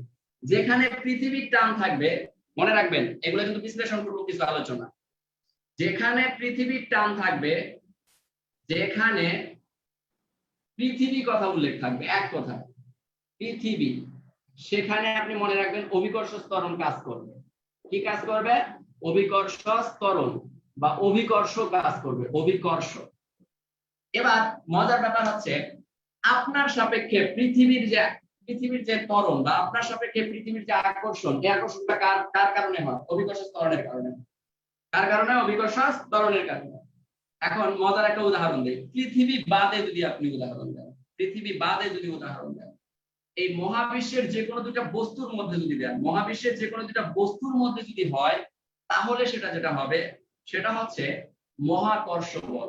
মহাবিশ্বের যে কোনো দুটা বস্তুর মধ্যে আকর্ষণ বল, মহাকর্ষের যে কোনো দুটি বস্তুর মধ্যে যে কোনো দুটি বস্তুর আকর্ষণ বল, বস্তুর আকর্ষণ বল মহাকর্ষ বল। তাহলে মহাবিশ্বের বা মহাকর্ষের না দিয়ে বিশ্বের দেন, বাস এক কথায় শেষ। বিশ্বের যে কোনো দুটি বস্তুর মধ্যে যে আকর্ষণ বল, এই আমার এই দুটি আঙ্গুলের মধ্যে যে বল, এটা এই আঙ্গুলকে যেভাবে আকর্ষণ করতেছে, এটা হচ্ছে আমার কি বল? এটা হচ্ছে মহাকর্ষ। আমার এই হাতটা এভাবে ঝুলায় রাখছি, এই নিচের দিকে ঝুলে আছে কিসের কারণে? অভিকর্ষ ত্বরণের কারণে। এটার সাথে কে আকর্ষণ করতেছে? পৃথিবী। তাহলে পৃথিবীর সাথে আকর্ষণ বা পৃথিবী কথাটা উল্লেখ থাকলে আপনি বলবেন সেটাতে কাজ করে অভিকর্ষ। আর পৃথিবীর মধ্যে যে কোনো দুইটা বস্তুর মধ্যে যদি আকর্ষণ বল কাজ করে, তখন সেটাকে বলবেন মহাকর্ষ। তাহলে মনে রাখবেন, পৃথিবী মানে অভিকর্ষ, আর পৃথিবীর মধ্যে যে কোনো দুইটা বস্তু বললে মহাকর্ষ। এই মহাকর্ষ অভিকর্ষ কিন্তু গুলাই ফেলি আমরা, গুলানোটা মুক্ত করার জন্য বললাম। যেহেতু পৃথিবীতে অভিকর্ষ ত্বরণ কাজ করে, সেহেতু পৃথিবীর সাপেক্ষে আকর্ষণ বলগুলো হয় অভিকর্ষ বলের কারণে, আর বিশ্বের যে কোনো দুটা বস্তুর মধ্যে যে বল কাজ করে সেটাকে বলা হয় মহাকর্ষ বল। ক্লিয়ার? Concept clear? এটা খুবই ইম্পর্টেন্ট একটা কনসেপ্ট। আমরা কি পার্থক্যটা ধরতে পারছি? সবাই কমেন্ট করবেন, পার্থক্যটা ধরতে পারছি আমরা? শেষ করা যাবে না, শেষ করলে তো আমাদের সিলেবাস শেষ হবে না। এটা অধ্যায়টা ফিনিশিং টেনে শেষ করতে হবে। ক্লিয়ার? সবাই কমেন্ট করেন। যারা আছেন ভাই, আপনারা অনেক ধৈর্যশীল, ধৈর্য ধরতে হবে ভাই, প্রচুর ধৈর্য ধরতে হবে। নাজমুন্নাহার ক্লিয়ার, একদম ক্লিয়ার। ওকে, ডান। ক্লাসে কোথাও না বুঝলে আমাকে বলবেন, যেহেতু আমরা একটা বড় সিলেবাস শেষ করতেছি। বড় একটা সিলেবাস শেষ করতে গেলে তো আমাদের ধৈর্য থাকতে হবে। সেম জায়গায় আপনি যদি এখন অরাকল বা অন্যান্য বইগুলো পড়তেন, তাইলে বুঝতেন ঠেলা কত। এই বইয়ের মধ্যে যত বেশি পরিমাণে তথ্য দেওয়া, যত বেশি পড়া, আর যত কঠিন ভাবে লেখা, এই কথাগুলোকে লেখাগুলোকে আপনি কিভাবে করতেন, কিভাবে আপনার ক্লিয়ার হইতো? আপনার যদি ধৈর্য না থাকে তাহলে আপনার কেমনে কি হবে বলেন? ওকে ডান, সবাই কমেন্ট করছে ক্লিয়ার। ওকে ওকে, আচ্ছা হাত তুলছেন কিল্লাই ভাই, সমস্যা? আব্দুল সালাম আছো? হ্যালো, হ্যাঁ ভাই বলেন। জি হাত তুলছি, সমস্যা না। আমি বলতে চাচ্ছি যে কেন্দ্রমুখী বলের কাছাকাছি কোনো বস্তুকে যদি আমি ঘুরাই, কেন্দ্রের নিকটে যত হবে গতি তত বাড়বে না কমবে কেন্দ্রের কাছাকাছি হলে? খুব মজার একটা উদাহরণ দিচ্ছি, খুবই মজার, খুব ভালো লাগলো এটা। দেখেন এটা হচ্ছে কেন্দ্র, এটা হচ্ছে কেন্দ্র, আর এটা থেকে আপনি যদি কাছাকাছি ঘোরান, কাছাকাছি ঘোরান, এটা থেকে যদি আর দূরত্ব বেশি রেখে ঘোরান, যত দূরত্ব বাড়বে তত বেগ কমবে, যত দূরত্ব বাড়বে তত বেগ কমবে, যত কাছাকাছি থাকবে তত ন্যানো সেকেন্ডের মধ্যে সেটা ঘুরপাক করবে। ন্যানো সেকেন্ড, ন্যানো সেকেন্ড স্পিডে ঘুরে। এই যেমন দেখবেন ধান কুড়ে না, ধান কুড়া ইয়াগুলো দেখেন নাই, ওই যে ধান থেকে যে চাল করে, চাল করার সময় ওখানে ছোট্ট একটা ইয়া ঘুরে, অনেক স্পিডে ঘুরে, ছোট্ট pin pin pin pin pin এত স্পিডে ঘুরে যে চোখের নিমিষে ওটা আপনি দেখেই মানে দেখতেছেন যে ওটা ঘুরতেছে না, মনে হয় স্থির আছে, এত স্পিডে ঘুরে। কিন্তু আপনার যদি অনেক বড় হইতো তাহলে আপনার বোঝা যেত যে সেটা ঘুরতেছে। সেম জিনিস, বুঝতে পারছেন? জি ক্লিয়ার। এবার আমরা এই কনসেপ্ট, এটা একটা ভালো কোশ্চেন, এরকম জিনিসগুলা কোশ্চেন করলে সবাই শিখতে পারবে। ওকে ডান। এরপরে আমরা আসি শীটের মধ্যে, আবার আসি। আচ্ছা, মাধ্যাকর্ষণ শক্তির সূত্রকে আবিষ্কার করেন। মাধ্যাকর্ষণ মানে হচ্ছে পৃথিবীর মধ্যে যে আকর্ষিত বল, এই বল যে কাজ করে এটা কে আবিষ্কার করেন? নিউটন আবিষ্কার করেন, একটু আগে আমরা আলোচনা করলাম। তাহলে মাধ্যাকর্ষণ বলা হচ্ছে কার? নিউটনের আবিষ্কার। ঠিক আছে, এটা ইয়াতে আসছিল, বিসিএতে আসছিল। এরপরে আসছে বায়ুমণ্ডল পৃথিবীর সাথে আবির্ভূত হচ্ছে কিভাবে? বায়ুমণ্ডল পৃথিবীর সাথে আবির্ভূত হচ্ছে কিভাবে? পৃথিবীর কেন্দ্রের আকর্ষণের কারণে। মানে বায়ুমণ্ডল যে পৃথিবীর সাথে মানে আবর্তিত হচ্ছে, এই যে আবর্তিত হয়ে যে পৃথিবীটাকে শান্ত রাখছে, কিসের কারণে রাখছে? পৃথিবীর যে কেন্দ্রীয় আকর্ষণ, এই পৃথিবীর কেন্দ্রীয় আকর্ষণ বলের কারণে। পৃথিবীর কেন্দ্রে একটা আকর্ষণ বল, এই বলটা পৃথিবী পুরো সিস্টেম বা পুরো মাধ্যমকে কি রাখতেছে? সুস্থিতিশীল রাখতেছে, ভালো রাখতেছে। এরপরে কি বলছে? আচ্ছা, কোন নক্ষত্রের গ্রহসমূহ তার চারদিকে ঘোরে কিসের কারণে? তাহলে গ্রহ নক্ষত্রের আকর্ষণের জন্য। আর গ্রহ একটা নক্ষত্রের মধ্যে যে আকর্ষণ, এই আকর্ষণকে আপনি কি বলবেন? মহাকর্ষ বলবেন না অভিকর্ষ বলবেন? দেখি এবার বলেন, দুইটা নক্ষত্রের মধ্যে যে আকর্ষণ, এই আকর্ষণকে আপনি মহাকর্ষ বলবেন না অভিকর্ষ বলবেন? দেখি কে উত্তর দিতে পারে, উত্তর দেন, উত্তর দেন। দুইটা নক্ষত্রের মধ্যে আকর্ষণ বা দুইটা গ্রহের মধ্যে আকর্ষণ পৃথিবী বাদে, পৃথিবী বাদে, এই একজন উত্তর দিয়েছেন মহাকর্ষ। মহাকর্ষ কেন মহাকর্ষ? কারণ যেখানে পৃথিবী যুক্ত থাকবে সেটা হবে অভিকর্ষ, আর পৃথিবী বাদে যাই যুক্ত থাকবে যাদের মধ্যে আকর্ষণ হবে সেটা হবে মহাকর্ষ। এই যে উত্তর দিয়েছেন মহাকর্ষ। গুড, এই তো বুঝতে পারছেন, ভালো লাগবে। মহাকর্ষ বুঝতে পারছেন? আচ্ছা,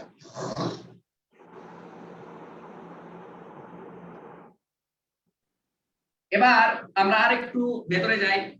আচ্ছা, এখানে আরো অনেকগুলো শত শত সূত্র আছে, এগুলো আমি বুঝাচ্ছি না, যেগুলো একটু কঠিন ওগুলোর দিকে আমি যাই, আর আপনারা শীটটা একটু পড়ে নিন, যার যেখানে প্রবলেম হয় আমি বুঝাই দিব, সমস্যা নেই। এখানে বলছে কোন একটা বস্তু যে পরিমাণ বল দ্বারা পৃথিবীর কেন্দ্রের দিকে আকর্ষিত হয় তাকে বলের কি বলা হয়? তাকে ওই বস্তু কি বলা হয়? ওজন বলা হয়। আচ্ছা, বস্তুর ওজন যদি না থাকে, বস্তুর ওজন ছাড়া একটা বস্তু তার পৃথিবীর কেন্দ্রের দিকে আসবে? আসবে না। পৃথিবীর কেন্দ্রের দিকে আসে কিসের কারণে? বস্তুর ওজনের কারণে। তাহলে বস্তুর ওজন ইজ ফ্যাক্ট, বস্তুর ওজন ইজ ফ্যাক্ট। একটা বস্তুর ওজন থাকলেই সে তাকে পৃথিবী বা জি 9.8 এ তাকে টানবে যে আসো আসো আমার কাছে আসো, বুঝতে পারছেন? এরপরে কি বলছে দেখেন, বস্তুর ওজন কোথায় সবচেয়ে বেশি? মনে রাখবেন, বস্তুর ওজন সবচেয়ে বেশি হচ্ছে মেরু অঞ্চলে। কেন মেরু অঞ্চলে বেশি আপনাকে বলি। মেরু অঞ্চলে আপনার সাথে যুক্ত হয়ে যায় আরো অনেক কিছু, আপনার সাথে অনেক কিছু যুক্ত হওয়ার কারণে আপনার স্বাভাবিক যে ওজন, এই ওজনের থেকে আরো বেশি ওজন, যার কারণে মেরু অঞ্চলে সবচেয়ে বেশি ওজন হয়। কারণ মেরু অঞ্চলে বায়ু আপনাকে স্বাচ্ছন্দ্য ফিরে বা অনেক ভালোভাবে কাজ করে।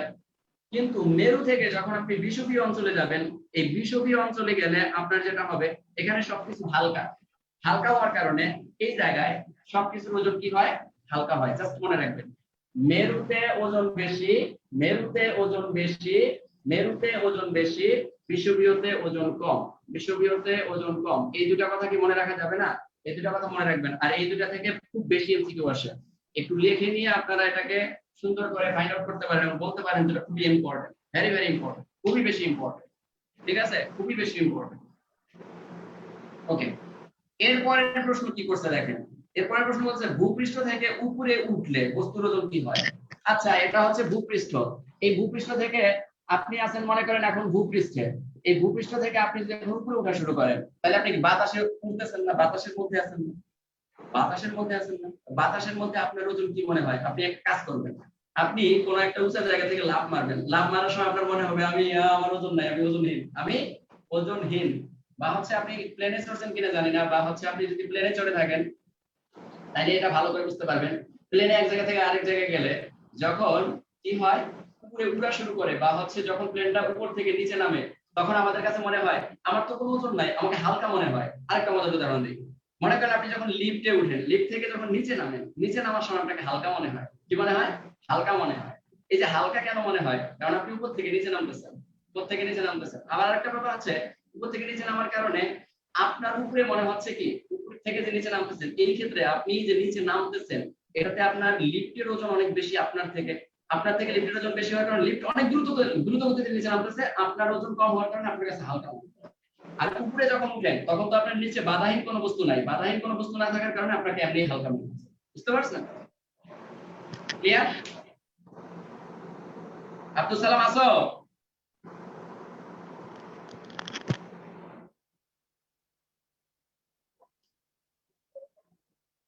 কেন রিমুভ হইলা কেমনে? এই যে অনেকে হাত তুলতেছে, কথা বলার সুযোগ দিতে হবে তো।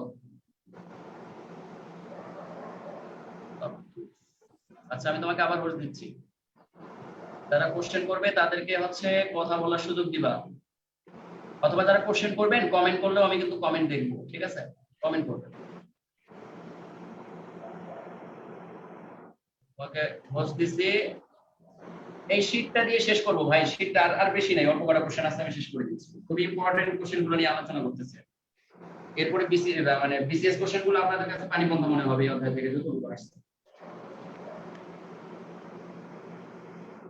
মেরু অঞ্চলে কিংবা বিষুবীয় অঞ্চলে দুইটাই পৃথিবীর পৃষ্ঠে বা ভূপৃষ্ঠে, সেক্ষেত্রে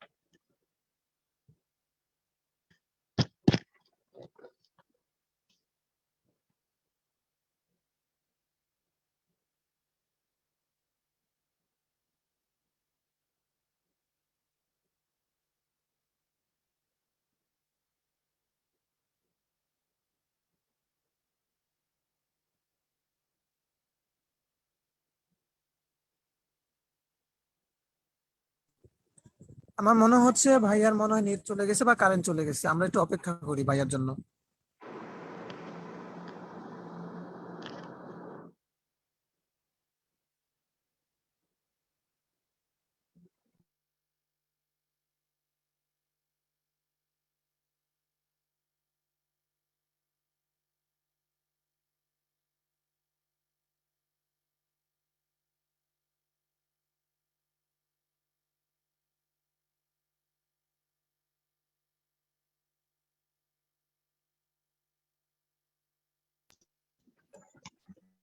হ্যালো,